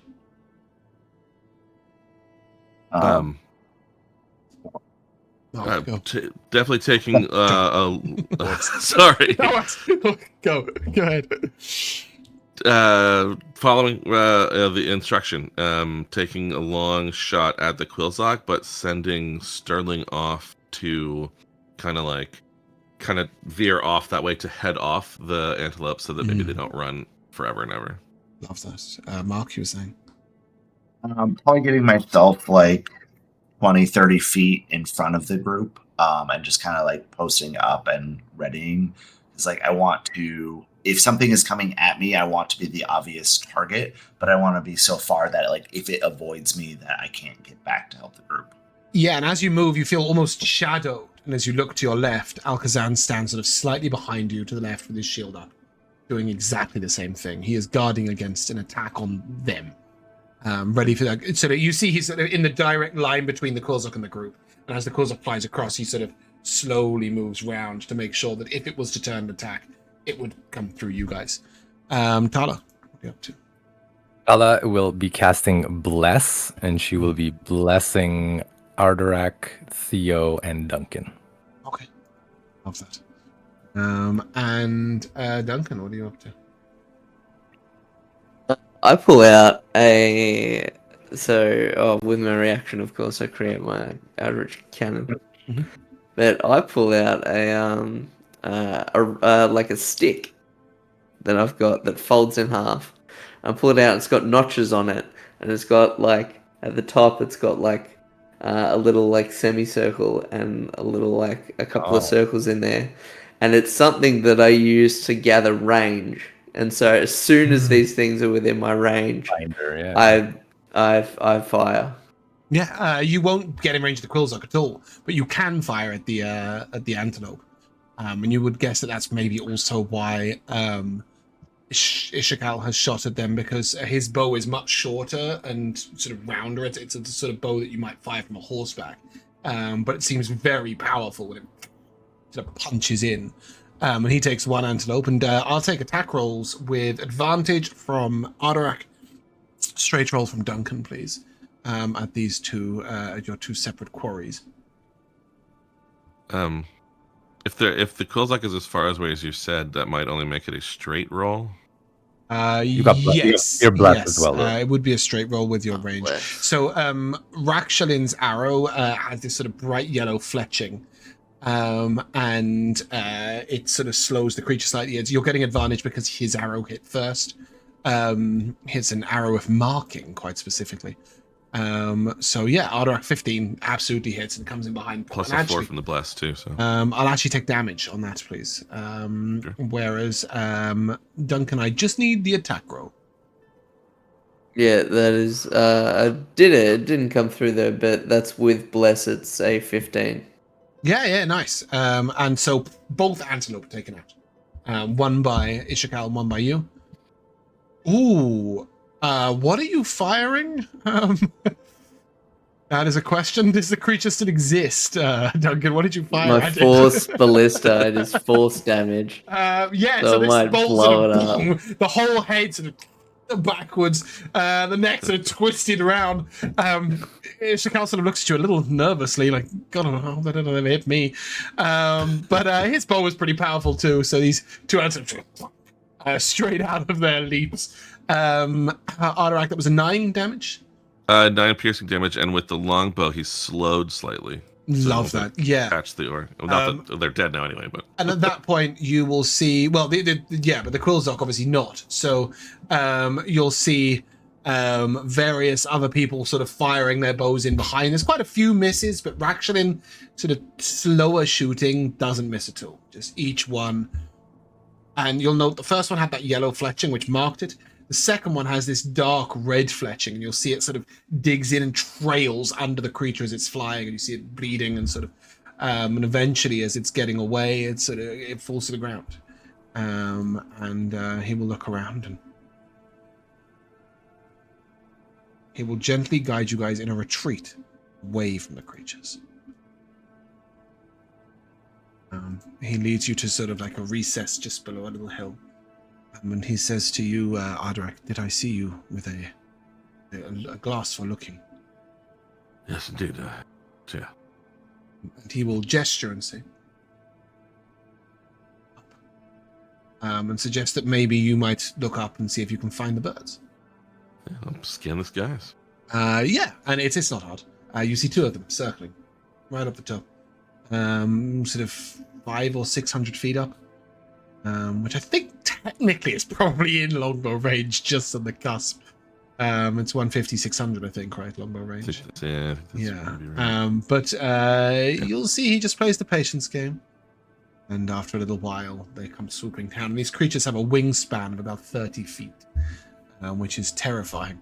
As they sort of come down, so... and the speed at which they dive, it's like, whoa. But you guys can sort of shoot them out the air.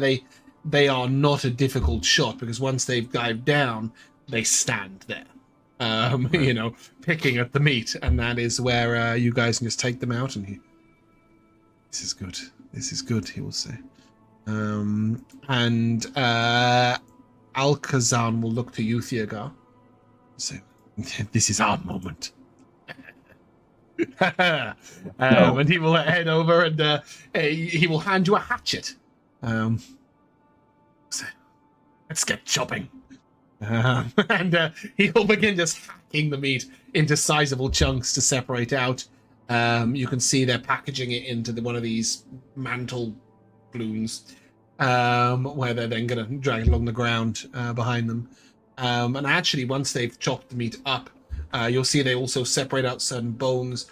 This is of the antelopes and the large vulture-like creatures. They don't touch the Quillzock yet. But you'll see, like, once they've packaged it all up, they sort of fold the mantle thing over it in 4 and then start pushing the sand over it. And then Rakshalin puts a single arrow in the ground, with a tiny bit of yellow fletching. I mean, he's that confident he can find this exact spot. Right. Just a single arrow is enough of a marking.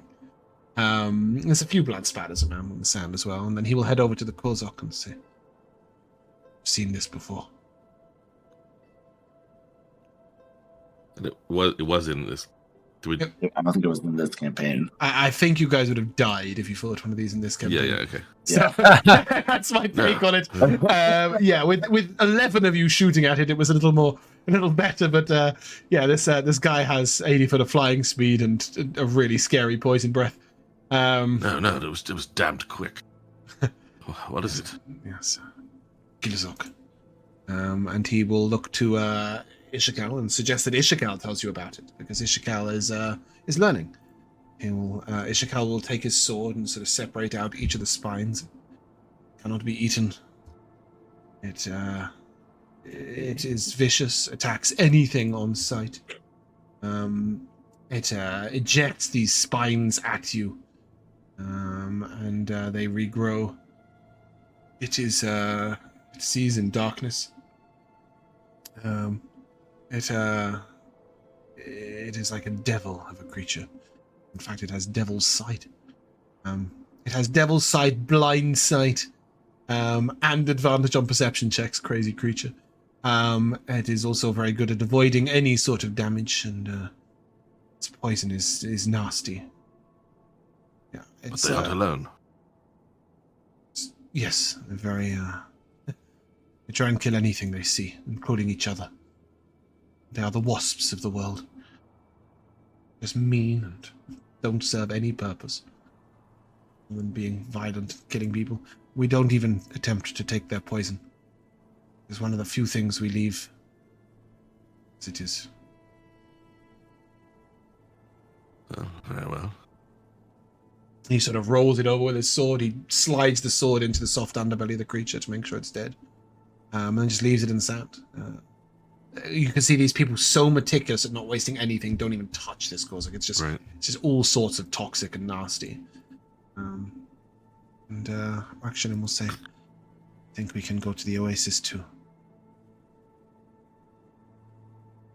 Very good. I'm glad to have encountered this with you rather than on our own. They will attack even whole town if they get close enough. No sense of self-preservation.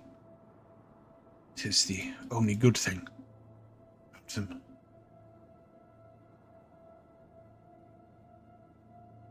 Well, what are we hoping to find at the oasis? Food and some plants. Do not drink the water. Good to know.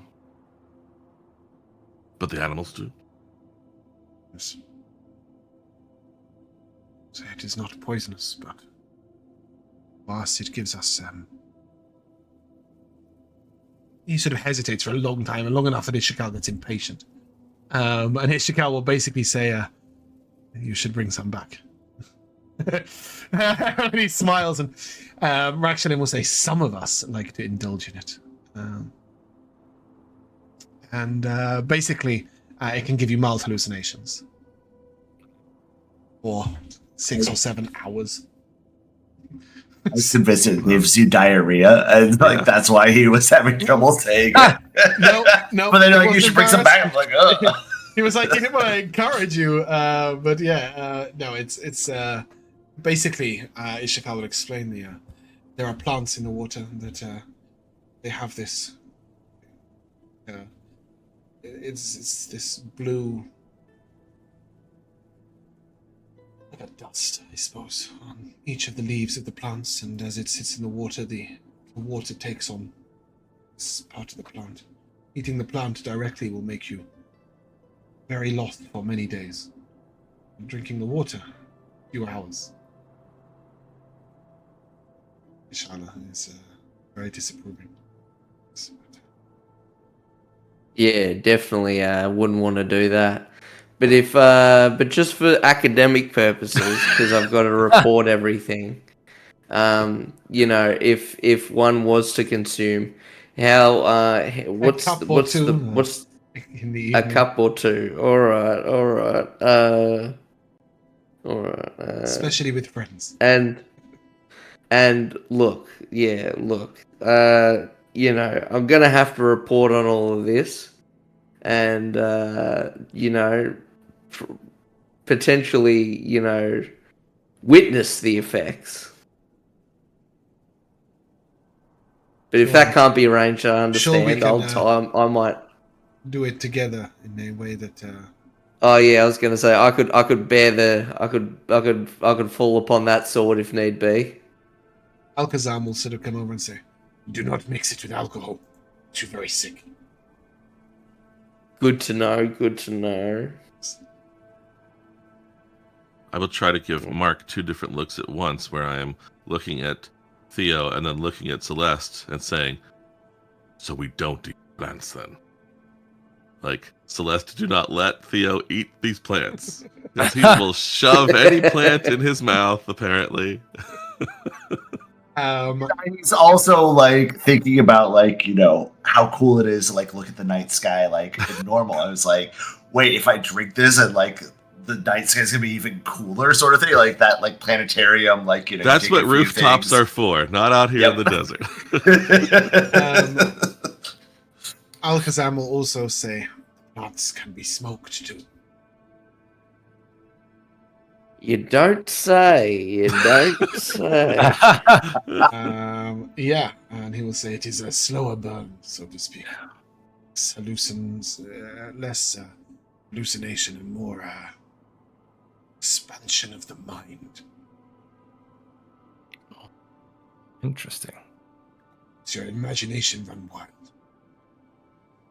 Chief Akbazan and I have had many good discussions. Smoking the blue. I bet you have. And you're I'm still gonna name poor? this You didn't place. figure out you could sell this to everybody everywhere? You guys probably have seen blue being sold to smoke in Vazra, but it is super weak. Out here, this is like its natural habitat. The plant normally grows like this big in Vazra, and out here it kind of, you know, and it's full of this sort of toxin. But as you guys approach the oasis, alas, it is not the plants that you need to be worried about, but the Chatrang. And as you get close enough to the Chatrang, Ishakal speak, and he will say, "The Chatrang does not notice creatures very easily. Water believes itself the predator. It's very important to keep moving. Always keep your distance. It is a fast creature." He will look to Theogar specifically and Alakazam, and he will gesture to some stones that have been brought along. So you should throw these if you can.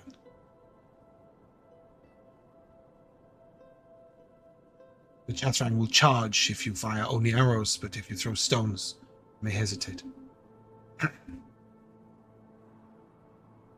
And basically everybody in the group can get quite close. The Chattering is drinking, paying no attention to any of you.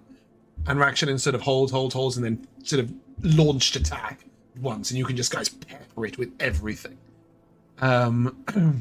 Ishakal would have mentioned as well, if any of you have any magical damage, to use it immediately. Suggesting that maybe Celeste might give expectations overview or whatever it was called. Attention on Ardurak. Does it say melee attacks specifically, Mark? I don't think it does. I don't think it does. Crazy. Yeah, and Tala and Duncan, if you have any sort of excessive force spells, they will suggest you use them. Not fire, though? Anything. Anything? Yeah. A Scorching Ray or a Guiding Scorching Ray is Bolt. perfect, yeah. You'll get a lot of respect from the group as you do that. They're very impressed with that. Ishala also uses a tiny bit of magic. She also uses Hunter's Mark. Didn't serve her so well against the sandworm, but she does have a little bit of power about her. Yeah, and as you guys get a blasting, this Chatrang sort of turns to charge, and then that's the moment, Theogar, where you and Alakazam can sort of chuck rocks in it. It shies back, but just long enough to let everybody reload, string their bows, whatever the right word is. Sort of second wave of attacks comes in, and the Chatrang will sort of sink down at the water. And once again, Rakshanan will suggest that you wait, but when you look up with your spyglass, you do not find any larger birds. He seems a bit disappointed. We probably have enough. Yeah, you guys can go and bottle some blue water. Potentially pick some blue herbs. You will see most of the group, other than Rakshanan, do take a leaf or two or a little bit of water. This is obviously a trip that these people have made many times. And you'll note that, like, if you go to pick too much or in any way sort of do anything that might render the environment less sustainable, that certain people, Ishala is one of the main ones, Chief Akmazan as well, will sort of point out where you could let the land live a little bit more. And in this note, you see he carves a small chunk of the chatrang and leaves it at the oasis, a little way away from the water. He sort of places both hands on the ground and says what looks like a small prayer. And this is his giving back to the land. And yeah, you guys with a successful hunting trip can return joyously. We will celebrate that successful hunting trip next week, so that you can all join in with the party. But we will give you the 100 XP immediately. Gotta dish as much of that out as possible while Josh is in here to enjoy it. Let me just check that XP. I think it's 100. I'm just gonna... Yeah, it is 100. Cool.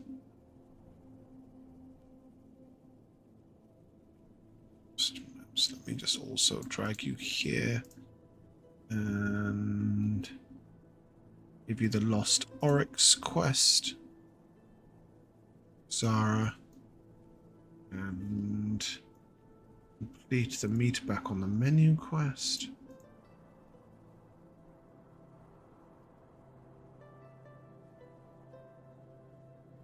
And then we will come to the timeless edition of MVPs. And we'll start with Jack. Easy one. Of course, it's Ardurak's conversation with Tala. Beautiful. I love those moments, and it's sometimes it's like if somebody's sharing like a sweet but sad moment, it's hard to engage. You don't know how much just to weigh in and step into the role play. But I think Rico, you do very well in that role, in that Thank point. You. So yeah, it's definitely an enjoyable moment. Rico. Well, as many cool moments as there were in and out of combat, for me it was also the conversation between Ardurak and Tala. It was just like a nice slice of, like, camaraderie and getting to know each other. Like it was sweet, and will certainly provide some sort of in-game, we'll say, tendencies, and Tala is certainly growing a fondness for all of the party members, but yeah, good to see. Mark. The little one that I had was, I'm sure they would love to hear the song, talking about the Gale of Dur, and Joe being like, if there's a song that tells about them, like, they would love to hear that. And it was like, just like, yeah, like, they, have this whimsy to them, even though they're, they're these big rock people and just like this playfulness. And I was like, yeah, they would love to hear songs that would be sung. But I also, like, as we're talking about the moment between Tala and Ardurak, I loved the awkwardness of, like, sharing a memory of somebody that was very special to him, but also trying to be like, I'm not trying to, like, replace her or, like, make this a thing sort of thing, but just like, I see some of, like, her generosity and, like, the way that you care for people, but, like, that kind of just be like, no, really, like, I'm not trying to, like, make anything out of this. I just, she was very special to me, and you are starting to become a, like, special person in my life as well, and I thought it was really cool. Yeah, I agree. Joe. Yeah, so I have another thing, but I'll just to explain there for a second. Like, I'm glad if it didn't feel too forced.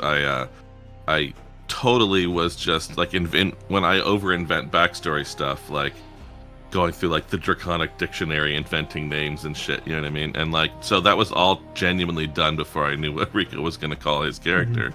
And then I was hadn't like, even thought about it as Jala. is that bad or not? And then it's just like, I'll just wait and it'll be a thing, you know.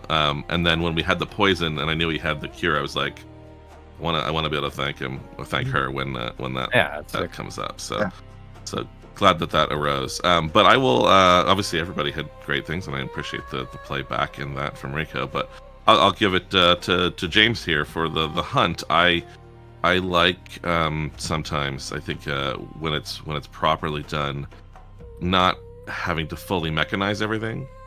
Particularly the first phase of that there where it's like, well, go ahead and make an attack roll, right? Like, what are the things you're doing? Let's describe it.